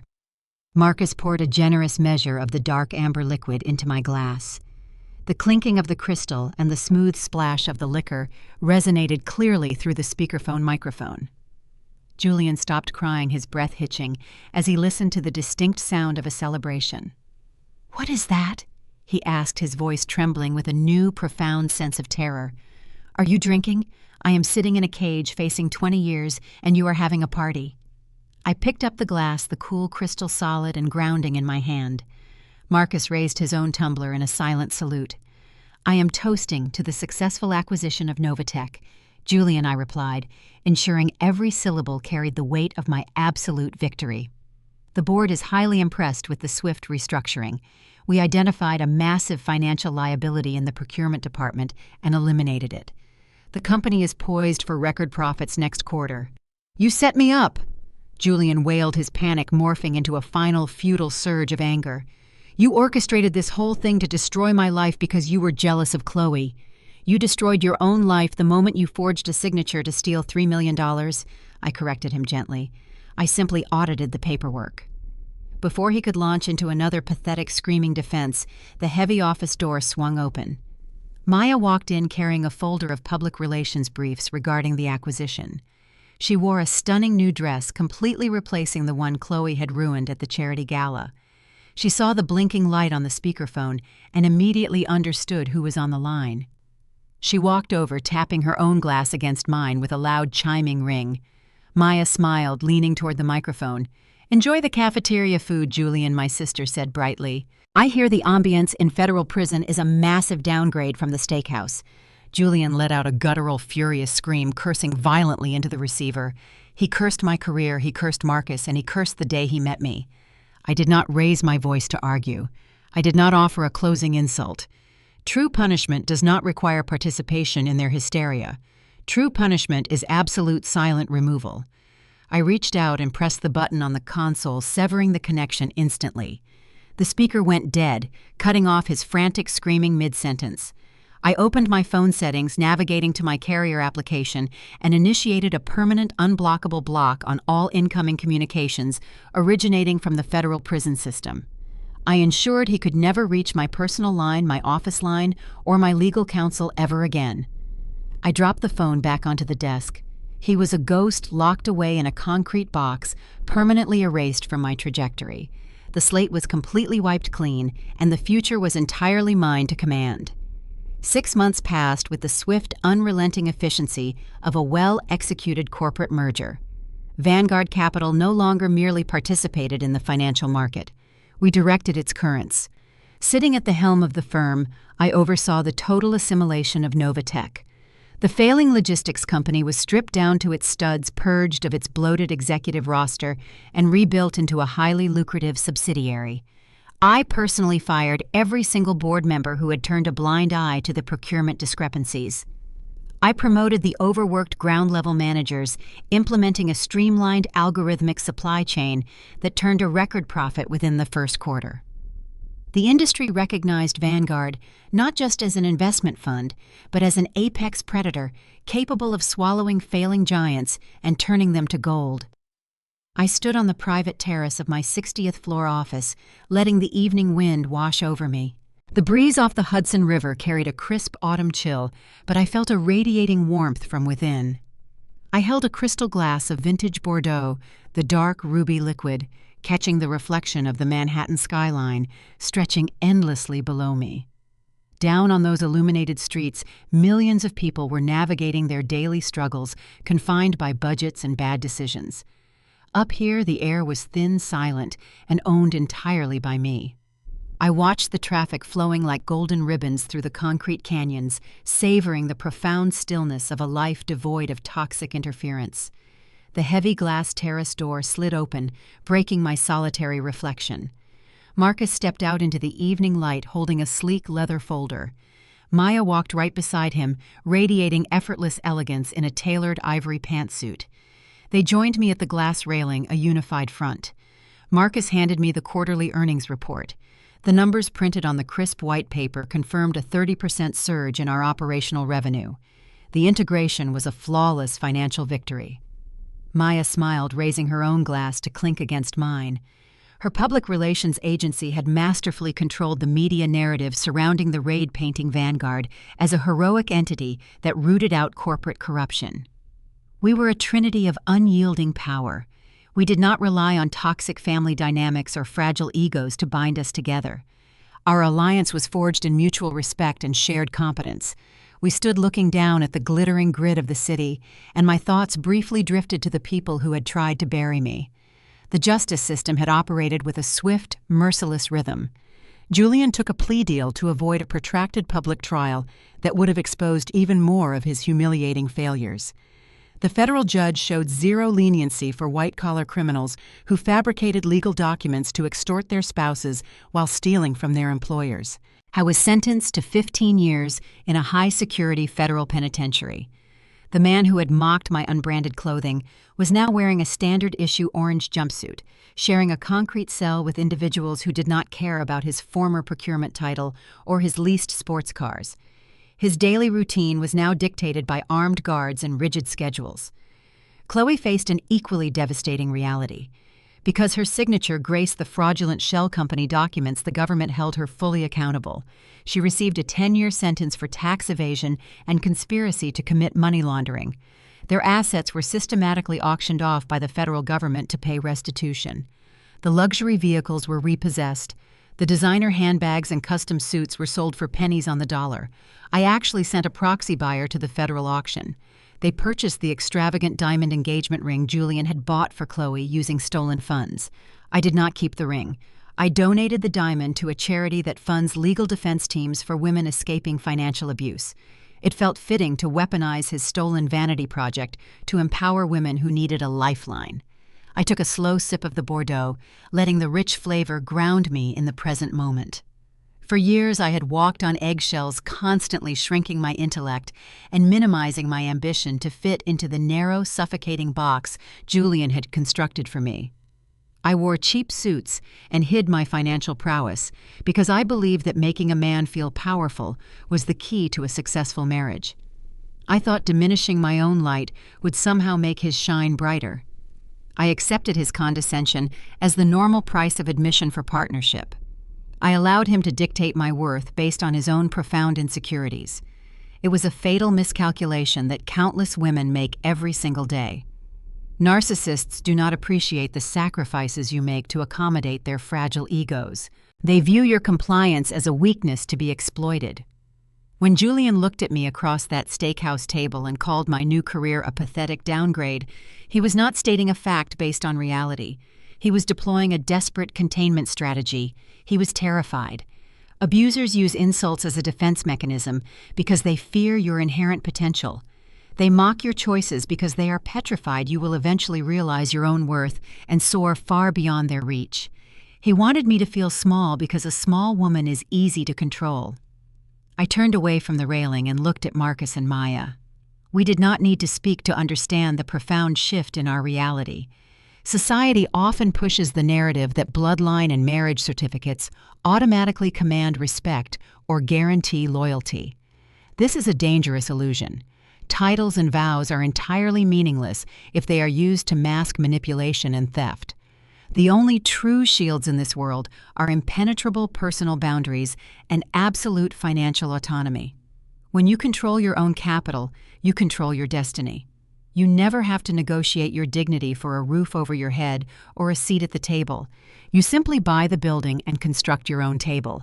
True power does not require loud declarations or flashy displays of wealth on social media. Stealth wealth, the quiet accumulation of resources and knowledge, is always superior to the frantic performance of status. I defeated Julian not by screaming at him in a restaurant, but by letting him speak, handing him the rope, and watching him tie his own noose. Silence is a forensic tool. It draws the enemy out, forcing them to reveal their entire hand, while your cards remain safely hidden against your chest. I let him believe he was an apex predator, right up until the moment the cage dropped from the ceiling. People often claim that success is the best revenge against those who betray you. I strongly disagree. Living a good life is merely a baseline requirement for your own mental health. The best revenge is watching them pay for their arrogance with their own freedom locked inside a concrete cell while you seamlessly purchase the very kingdom they tried to build on your back. You let their own greed become the engine of their destruction, and you do not lose a single night of sleep over their demise. You reclaim your narrative and leave them as a footnote in your corporate history. Have you ever had to use the power of silence to systematically destroy someone who fatally underestimated your worth?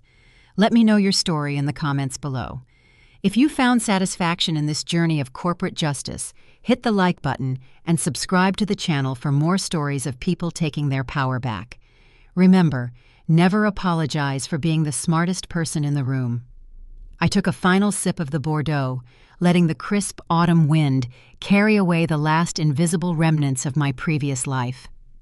Looking out over the glittering grid of Manhattan, I realized that surviving a betrayal of this magnitude reshapes your entire psychological architecture. You do not just heal from a wound like this. You rebuild the surrounding tissue with reinforced steel. The man who sat across from me in a steakhouse and called my ambition a downgrade is now learning the harsh, unyielding mechanics of the federal justice system. Meanwhile, I am steering a multinational holding company into its most profitable quarter to date. Navigating this corporate and personal battlefield taught me three distinct realities about human nature and survival. First, silence is the most lethal weapon in your arsenal. When an arrogant individual attempts to humiliate you, human instinct begs you to scream to defend your honor and to set the record straight. Resist that urge. Emotional reactions provide your enemy with the exact validation they crave. By offering zero response, you deprive them of a target. You let their ego inflate until it blinds them to their own fatal errors. You watch you document, and you let them dig a grave so deep they can never climb out. Second, financial autonomy is the only impenetrable boundary. Society often romanticizes the idea of blind trust in a partnership, suggesting that true love requires merging every aspect of your existence. That is a dangerous fairy tale. Vows and promises are easily broken by greed. Contracts, blind trusts, and diversified equity are not. Wealth should never be used as a flashy tool to impress strangers at a charity gala. Wealth is a fortress. When you control your own capital, you control your destiny. You never have to negotiate for your basic dignity when you hold the master lease. Third, shrinking your intellect to accommodate a fragile partner is a form of self-destruction. For years, I dimmed my own light. I wore unbranded suits and hid my strategic mind because I falsely believed that making a man feel superior would secure his loyalty. Narcissists do not reward your sacrifice. They view your compliance as a weakness to exploit. If someone requires you to play small so they can feel tall, they are a parasite. A true equal will stand beside you, review the ledgers, and help you conquer the market. The view from the top floor is breathtaking, but the air is thin. You have to earn the right to breathe it. Have you ever utilized the power of silence to systematically dismantle someone who fundamentally underestimated your worth? Tell me your story in the comments below. If you found satisfaction in this corporate execution, hit the like button and subscribe to Rabbit Revenge for more stories of people taking their power back. Remember, the best response to an insult is handing them their termination